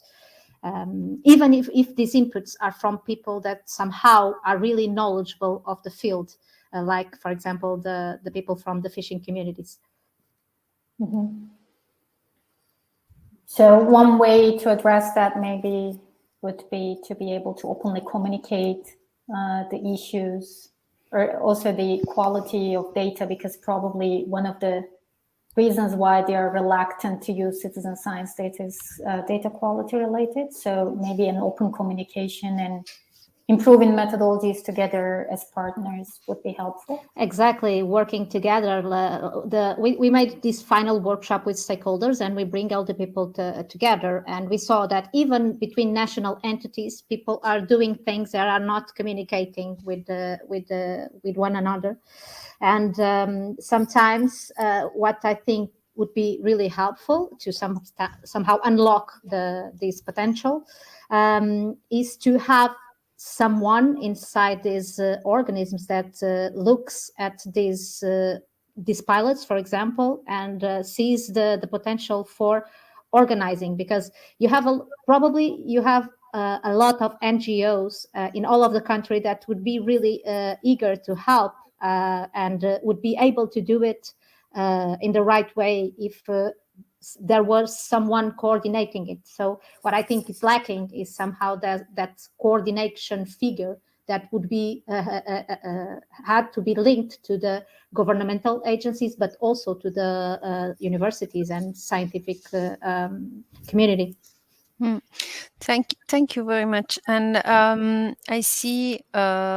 Maybe I'm looking at the time, and in some minutes we are supposed to go back to the stage. So I was wondering whether maybe Carolina and Dieter can do a little sharing of their thoughts and maybe your reflections on this point. And then hopefully we will manage also to address Claire's question. How does it feel? Carolina, would you like to go first? Sure. Thank you. I think it's a very important topic what you were talking about. So I'm new to citizen science. I just joined the IIASA team, and the topic of how to make the data trustworthy and that it gets to the right place is something we discuss a lot. And I don't really have a particular challenge I would like to share. So I'm part of 2 projects that just started. One is called SocioBee and another one is called Compare. And it's all about engaging different local communities to pay attention to the quality of the air in the environment they live. So in one of the projects is focusing on daily commuters, for instance, other ones in more like young adults, and do they know what is healthy air and how do they care about it? Would it, knowing about it, change the way they behave? Would they maybe choose to, go by bike instead of taking the bus? I don't know. So we're now in the process of developing engagement strategies to reach the target groups we want. Yeah, I was just listening to your challenges and thinking, you guys just had the Portuguese conference, didn't you? Isn't that a place Yes. where you could bring these kind of things up? Because a lot of people attend those and actually get together and find interested people to kind of gang up on the government, if you like, to start the process of working together and collaborating. I think that would be. Yes, just quickly replying to you. Yes, we are holding the National Encounter of Citizen Science, and we will be there tomorrow to present our challenges and to and to discuss with them. Also, before we submitted the pilot, we also talked with a lot of other pilots in the country to know more about their experiences, and we are now somehow trying to everyone in their backyards, in rivers, and also in the sea, trying to push a little bit further on this the citizen science and to advocating for the importance of using the citizen science and engaging the people working with them, not only from the data that you are collecting that is precious, namely the historical data. Only these people know the historical data, no one knows, and but also from the point of you need to include them, and you need to empower them for social justice and for social purposes. So. And that would be my second comment, was for you to not too narrowly focus on the citizen science, but also broaden it out and looking at community-based monitoring, because so many of those projects have exactly those issues that you're saying as well. Maybe not necessarily tied to water or ocean, but it's the same in rainforests and forests and natural areas all over the world. Logging, for example, is a huge one, and I know that there are apps where they can report illegal logging and still be anonymous. So really working in with the local communities to try to work out what is going to work for the local communities is super important. And in terms of reaching policymakers, there is a very good paper by Danielson and colleagues on how long time it actually takes, because if the scientists are doing it, then it takes up to 10 years to actually get any movement at all, 7 to 10 years. But whereas if it's local community-based monitoring, then it's so much quicker. It can even be within a year to 3 years something happens. So it really, really focus which way is the right way to go. What kind of impact is it that you would like to have? Thank you so much. Yeah, we are going local. We don't do any only citizen science. We relate on citizen science, but we don't do all this project is born from a bigger one that is our umbrella project called Keepers of the Sea. If you want to know more, you can go to our website. And the thing is, we are empowering people from the local community to talk about the seagrass and we already are working also with policymakers to try to make some changes to being durable, not only taking out data, but also trying to change some of the local regulations and hopefully to use this as an example and replicate it elsewhere where seagrasses exist. Thank you so much. Thank you. We have 2 minutes left, so let's take up this challenge. And I'm sure that Claire, you can ask your question in 1 minute, and Silvia answer in 1 minute to Silvia's question, to Claire's question, and then maybe you can also be in touch on the chat. Go ahead. Definitely, I'll keep it speedy. I was really interested in learning a bit more about your participants' experiences. So, what were they coming back to you and saying after they had participated in your project, and what was their feelings? their feelings. This is amazing, and I'm so they enjoy to learn, and they enjoyed to learn a little bit more about the methodology, the scientific methodology of collecting the samples and reflecting upon it. So they already participated in prior projects, so they were a sensitive. They already were eager to learn, and for them this was another skill that they were able to learn. And we are talking with people that have low literacy and low digital skills, so every challenge that we overcome for them results in a bigger and because this was made in this pandemic period, it was really important for them to start doing it again and doing something different, and to understand that the more we talk to them and the different topics we explore, they have something more to give. So yeah, it was cool. really good. Thank you. That's great. Thank you very much to all those who joined us on the stage, and I see some interesting comments also in the chat. So maybe Silvia, later you can have a look and address them. I would like to invite you now to go back to the stage so that we can wrap up and hear also what was discussed in the other groups. So thank you very much, and see you back on the stage. Bye.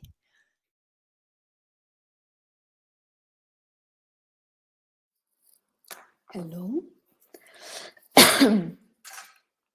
Is anybody here?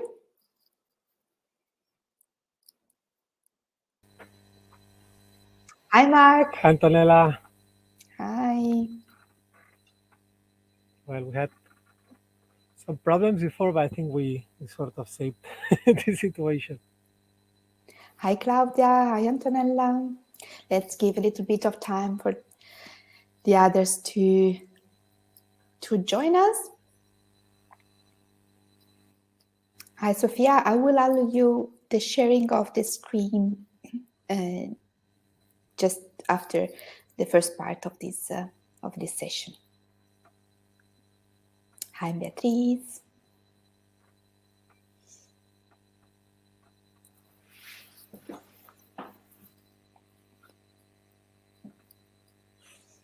So we are giving 4 minutes to transit from one room to another. So let's wait a little bit.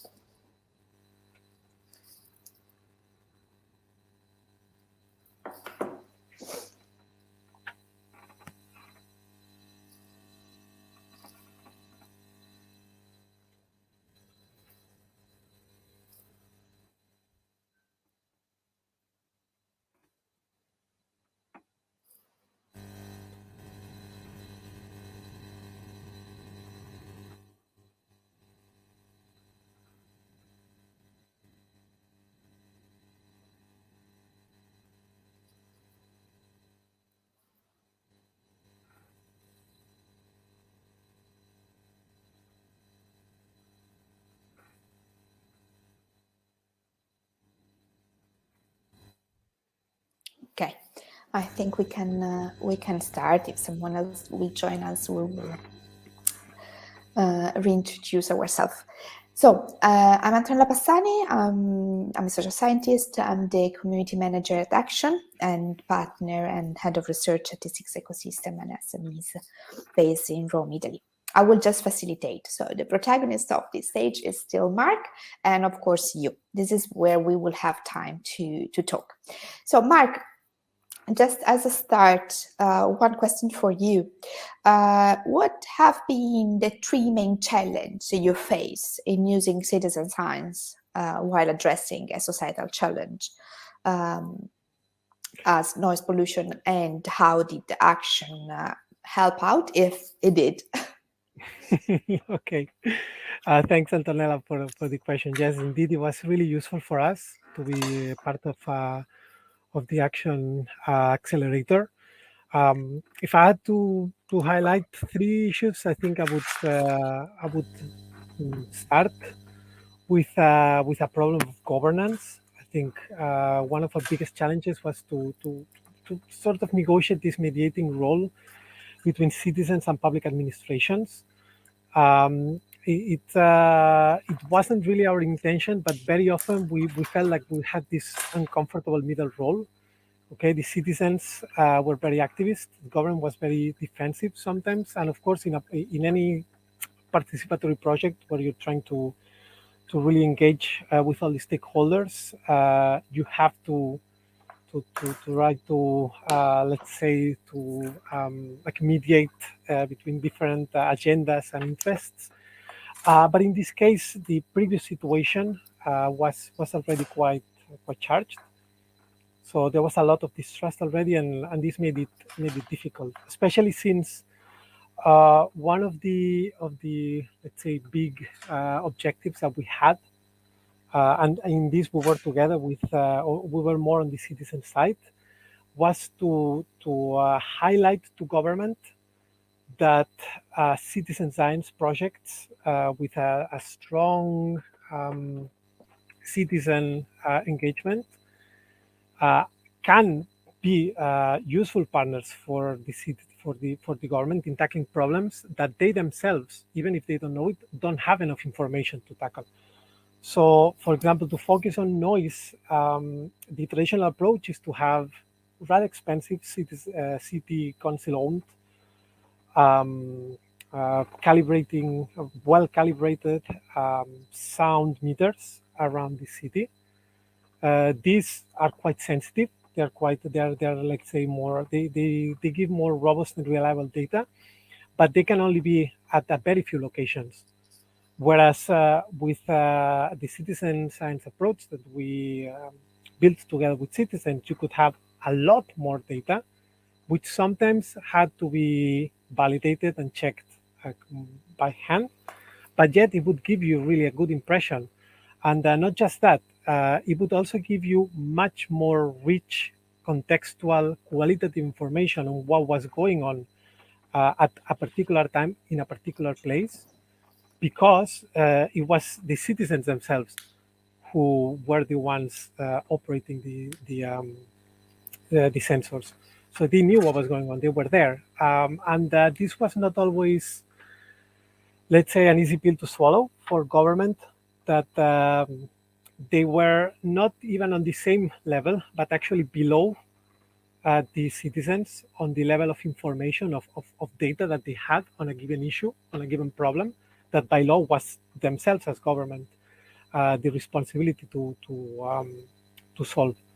So this was the main challenge.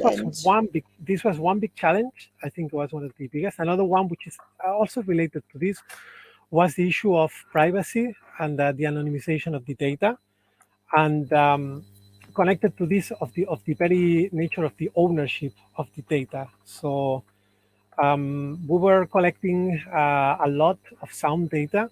We had active participants, which were the engaged citizens that were easy to obtain consent from.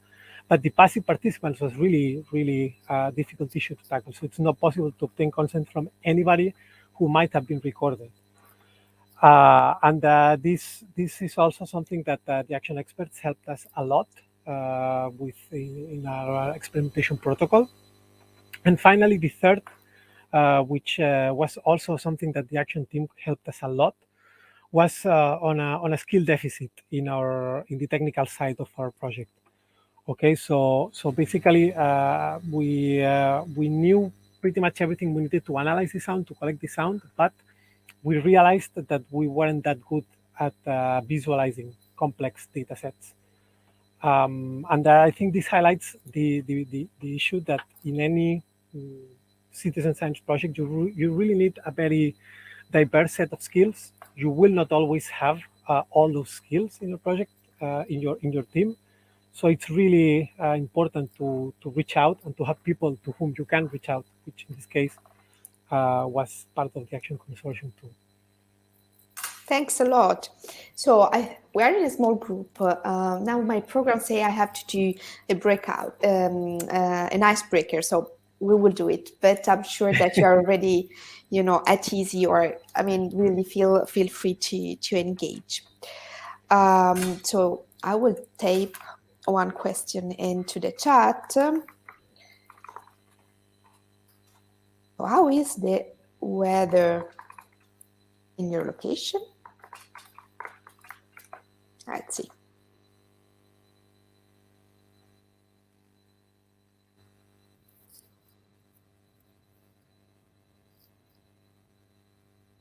Dry but cold. So. In Berlin it's cold, raining, cloudy, horrible thunderstorm. Okay, this is why your connection is not that good, Marc. Which might account for the technical problem. Yeah. From my chair, I cannot see the sky. This is unfortunate, but I think it's quite gray in Rome too. Very raining, very gray in Berlin. Okay, good. Now a question that I prefer. What color socks do you have on?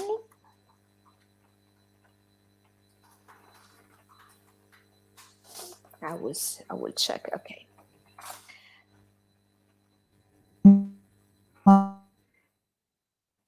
We color for art. No socks, Beatrice. So you're not in the gray and cold place as we are. Black too, popular trend. Okay.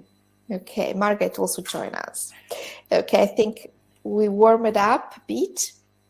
Now I would like to ask you if you can please summarize again in the chat, using the chat, the citizen science project you are engaged in at the moment. So you get the name of the project and a few words for describing it.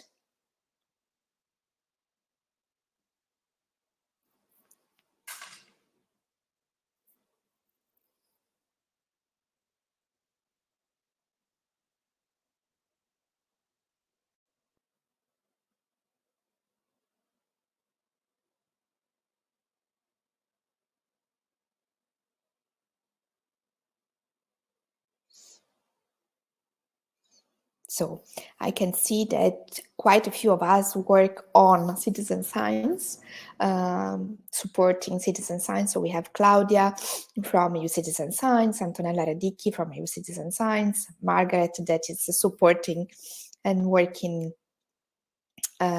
several projects in Leiden, Sochobi, incentive project, that building citizen science hubs in 4 university. Okay, Anneli from Action as myself, supporting citizen science in Flanders. Sochobi is on air quality. And Antonella Radicchi is also representing Ash City, mapping, assessing quiet areas. And Coeso, sustaining citizen science in the social science and humanities. Okay, who want to join? Let's see, I think I see Margaret and Sophia. So you're the first one. Who else volunteers to join us with the camera and mic for a nice chat together? Nick also is representing a citizen science project on sound in the Netherlands. Okay, I would like to ask you, Sophia and Margaret, and Antonella is also joining.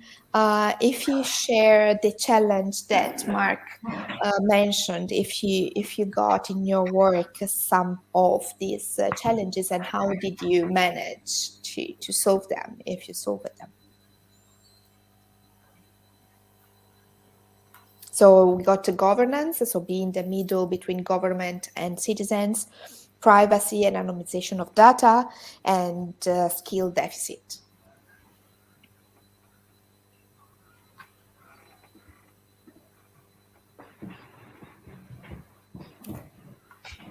So in our case, in the incentive project which I am implementing, we are aiming at building some structures for universities to promote citizen science. So I am not implementing a citizen science project, but I'm trying to see, together with other partners, the barriers and enablers for citizen science in general, in each of the territories of the consortium. So we are building the citizen science hubs in Barcelona, in Greece, in Thessaloniki, in Lithuania, in Vilnius, and in Twente in Holland. So so first, there's something that we have seen, which is that in terms of the stakeholder engagement of the citizen in the projects, is that citizen science is not well known in many of these territories. So we have this main challenge of getting people aware of citizen science and willing to participate in citizen science projects. And then also the researchers who may not be willing also to engage in citizen science projects, because, for example, in many universities, researchers don't get recognition for their professional career by engaging in citizen science. So this is two of the challenges that we have seen by now in the implementation of the project. And you, Antonella, let's talk about HashCD. Did you get similar challenges, for example, about privacy or about governance or skill needs? Thank you. And in terms of privacy and governance, no, because the project was conceived from the very beginning for addressing a gap that we have at the European environmental policy level. So policymakers usually are very much interested into the project because they know that they can use the tools for addressing this gap. The main problems were and are related to three things. Number one, the skills, because as we all know, we need so many different skills from social communication skills to data analysis to citizens engagement, and of course you need the classic academic skills of writing papers and so far and so on.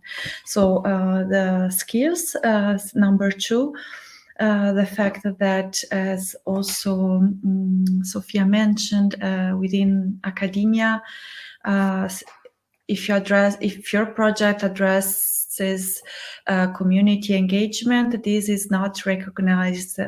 So it's not a value that we can add in the evaluation frameworks which we are supposed to fill in every year. And it was nice that this morning Patrick Bernier mentioned that they are going to work on this next year. So we will see changes, hopefully. And the third challenge, so skills, recognition from academia, and the third one, financial sustainability, especially for successful projects, because at the moment the majority of the fundings and the calls are for innovative, brand new projects, which is good. But on the other hand, it's difficult for successful citizen science projects to find solutions for sustaining their community and the projects themselves. Margaret, let's tell us a success story out of these challenges, because you have many projects in your head, I know. I cannot hear you. We cannot hear you.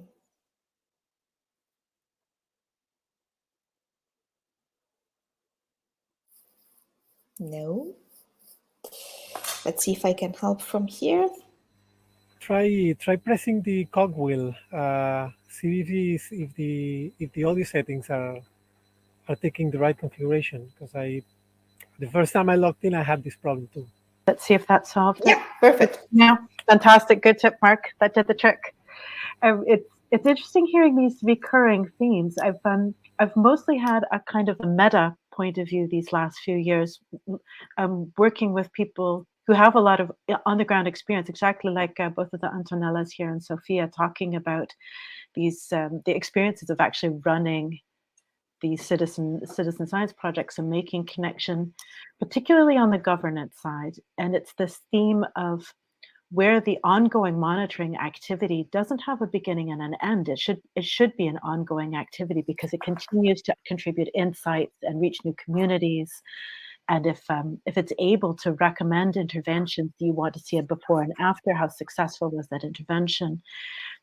We've been characterizing those as citizen observatories, so a longer term observatory where you want to continue to gather and share this data and bring more stakeholders around it. It's very hard to make this transition from beautiful EU funding where a consortium of partners was able to do a wide range of pilots locally, and then one pilot showing success looking for an ongoing support, ongoing impact with policymakers or local decision makers, which needs a completely different kind of financial support from that moment on. And how do you find that? And a lot of it is boiling down to, first of all, raising awareness that these kinds of approaches exist, but also raising awareness of what their impacts are. So providing this kind of evidence to policymakers. Look what you can achieve when you engage entire communities around these questions, to address them together and show them how it could be picked up in their decision making to improve the impacts of their interventions or the policy decisions, so that you get this positive circle, this positive feedback loop. And this is what I'm observing to be the challenge, with the biggest one being filling this funding gap. How do you go from European level funding to now what's usually very local? So maybe a municipal level, provincial level, maybe a national level. I'm pleased to see Nick here because this is one of the things that I like to boast about, is that we've got an environmental agency in the Netherlands that is really deeply engaged with the citizen science community to connect that data with their formal data platform. Their official platform. Like they're really showing how this can work and how it can be done with a quite clear layering of this is data collected by citizens, this is formal data, so you can differentiate but still have that rich picture. Yeah, I mean, the discussion is really... Policy work elsewhere in our conference today is addressing some of those needs, bringing it into policy. Yeah, super. And just to, I mean, I'm sure you know already, but the project that will be starting at the end of the year, financed by the call that ended in September, should support 100 new projects and at least 25 ongoing projects. So funds for supporting success story and becoming more stable and more long-lasting. So to support this transition between a project and an observatory or something that is more ongoing. And yeah, this is definitely something that come back in many of our conferences and meetings. So let's hope that this will help at least 25 projects. It's just not a lot, but it's better than nothing. Still good. Yeah, so very good. Everything's welcome. All support is welcome. Yeah, exactly. I would like to talk a little bit with you about multidisciplinary and interdisciplinary. So we say that, yeah, okay, we need a lot of competencies in the teams. How do you work on these? By adding new person or by learning from other disciplines and becoming a more interdisciplinary research yourself, which of course open up other challenges in academia, because normally academics do not like researchers that do not stand in a very specific level. How did you handle this? Also the others, because I see 13 person here. If you want to join with your camera and your mic, we have 3 more minutes. Are you asking a specific person first? Yeah, how do you handle this need of multidisciplinary? If it is multidisciplinary, the way to go, so add more people in the team, or became interdisciplinary, so to learn more things, more subjects. I think it's a bit of both. If we talk about capacity building and we think about the word capacity building, meaning more than just skills, meaning all of the enabling environment around making something possible. It's a mix of giving people access to training or learning hands-on, learning by experience, but also recognizing the need for specific skills and bringing them into the mix so that you've got the multiple skills within the team. But there should be opportunities for skills transfer. So I'd say it's trying to do both at once. We often feel like we're trying to do all of it at once, but there's a little bit of doing both at once. And Marc, what do you think now? In the next project, you will have a data visualization expert in, or you will be the one? I think it's all about working collaboratively. If you work in network and you used to build your projects like this, in which you are open to other people's contributions, then it just happens naturally. You find people who are better than you at many of the things, and you just try to bring them in. Super. Okay. Next very, very quick question. So answer just with, okay, Beatrix, join us. Add to the, try to turn on your camera and I will authorize you. So coordinating an interdisciplinary environment from experts of several fields is an art form, but incredibly enriching. Yeah, I totally agree. That is a sort of art form. I see myself many times as a translator across disciplines, being a social science network in innovation and technology. Tell us a little bit more, Beatrice, so we close with you and your vision on this. Can you hear me? Yes. Yeah. Well, I'm actually quite new to citizen science, but I find it very exciting. I've always worked in academic environments with precisely interdisciplinary, and it's been, for me, incredibly enriching. Of course, somehow I become interdisciplinary myself, but still I feel that talking to the experts on each specific field makes it somehow more authentic and more enriching. I don't know what everyone else thinks. Yeah, good. Now we are requested to come back to the main stage, and Marc, please stay in the. Go in the backstage of the main stage, so we can wrap up the session over there. Thanks a lot for being here, for sharing.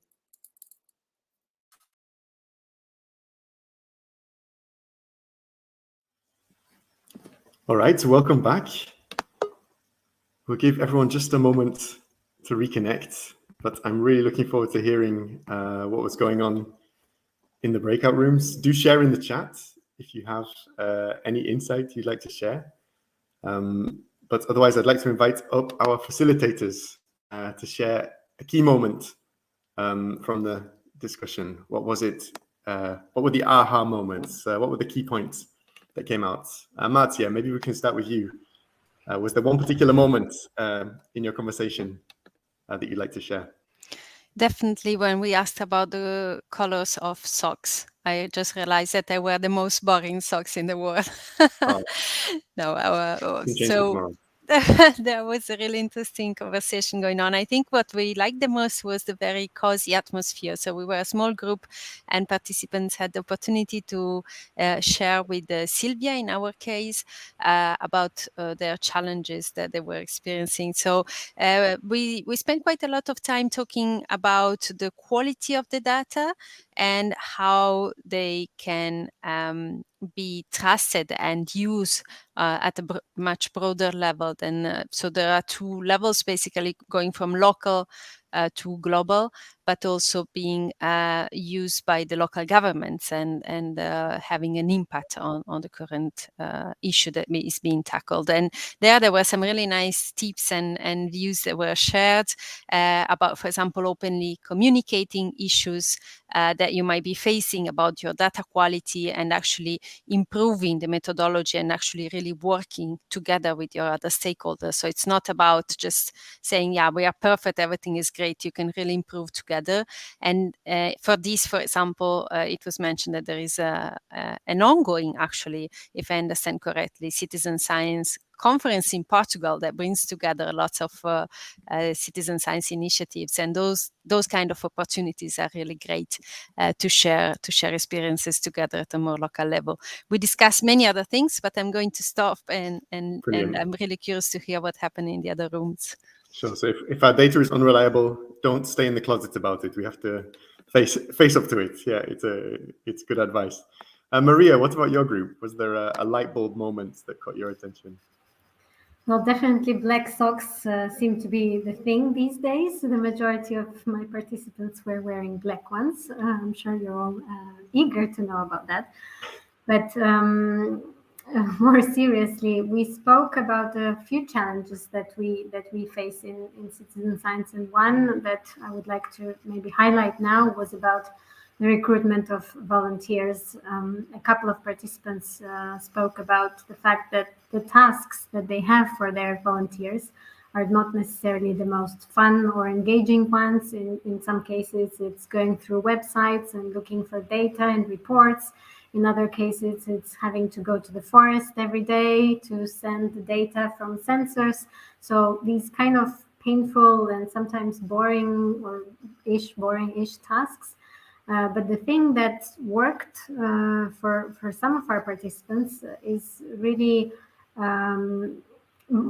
working with the motivation of volunteers. So why are we doing this project, and what is the purpose of this? And this seems to be something that unites the volunteers and the citizen sciences, and something that really motivates people to join such projects where it's not necessarily the most fun activities that they take part in. So they might be convinced to trudge into the forest if they believe enough in the reason behind the project. Yeah, great. Thanks very much. And Antonella, what about your group with Marc? Was there a moment that really caught your eye? Still a lot of black socks, also in our cases, but I particularly like the expression of one of the participants that say that interdisciplinary and multidisciplinary collaboration is a form of art. We discussed it, we talked about the fact that sometimes you have a skill gap, something that you just recognize you need once the project is up and running, and you need to solve. So in these program-like action seems to be to work it out in this sense, but without a support, the how to work together, how to design projects in a way that include multiple disciplines, multiple competences, was a common challenge. And also, how to find a balance between became interdisciplinary, so learn more things, or just enlarge the team, enlarge the network of collaboration. And other challenges that emerged were the role of some of the project as mediator between different interests, like the government and the citizens. So how to work together with different stakeholders, and the recognition of citizen science in academia. So the fact that in many countries, the motivation also for researchers, just to come back to motivation, also for researcher of doing citizen science is not that high, because it's not part of the career analysis and assets. So it's not a premium effect, let's say. Yeah. So, but this we heard this morning that will be probably change thanks to the new ERA program. So we are pretty much looking forward. Let's say that if you do citizen science and you are also interdisciplinary, the academia is not the easiest place to stay. The fine art of interdisciplinary cooperation. Yeah, we're all working on it little by little. Brilliant. Thank you very much to all of you for sharing from our groups. Thank you to all our great speakers. And sorry that we didn't have more time to get into this, but I see the chat is kicking off. I see conversations sparking, so don't hesitate to keep those conversations going over tomorrow's sessions as well. It's been fascinating to learn a bit from all these success stories of how we can really make progress on citizen science for societal challenges. A big thank you to all of you. And it's bringing us to the close of our first day. It's been fascinating. I'm really curious to hear everyone's impressions of what they're going to take from today's sessions. Maybe we can give you a moment to just type in the chat. What will you take from the whole of today's sessions? I'm checking now. Yeah. Apart from the fact that we know that all researchers wear black socks.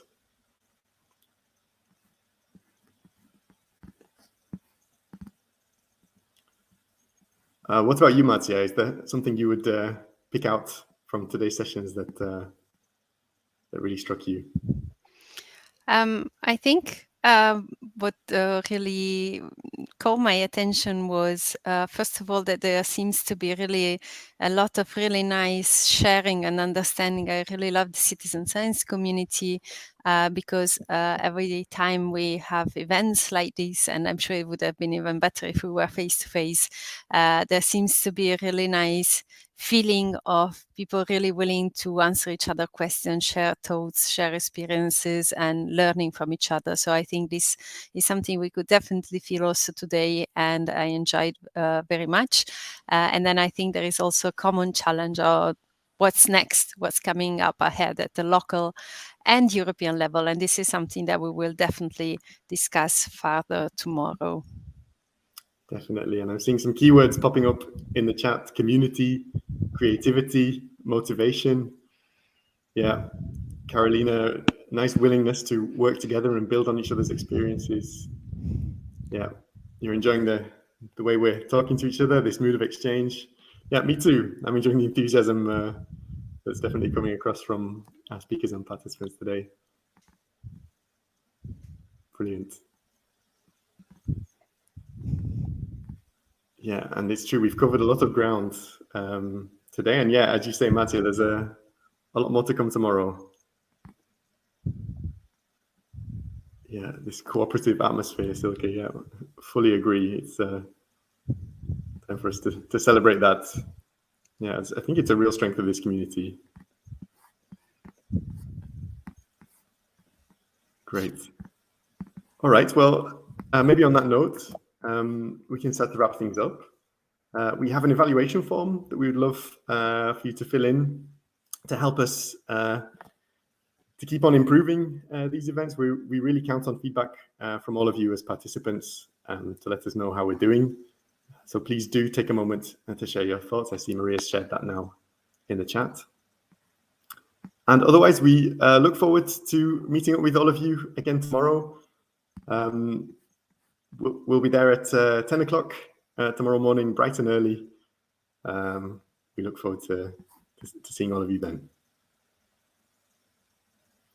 Yeah, a big thanks again to all of you speakers and participants from today, and see you tomorrow. Thank you to everyone, and we hope you have a really nice end of the day. Don't forget to join both tomorrow morning. We wait for you at 10. We will kick off with another talk from EC colleagues about what's coming up next.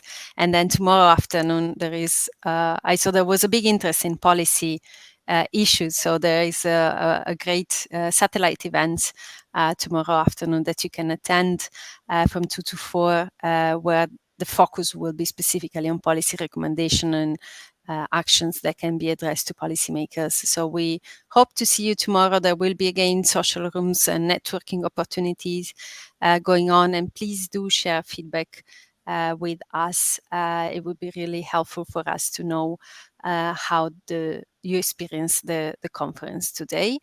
And incredibly enough, I think this is the only conference that is ending 3 minutes ahead of scheduled time. So enjoy three extra minutes of freedom to have a break, and hopefully you won't have too many meetings for the rest of the day. Thank you very much for joining. Bye-bye. See you tomorrow. Bye-bye.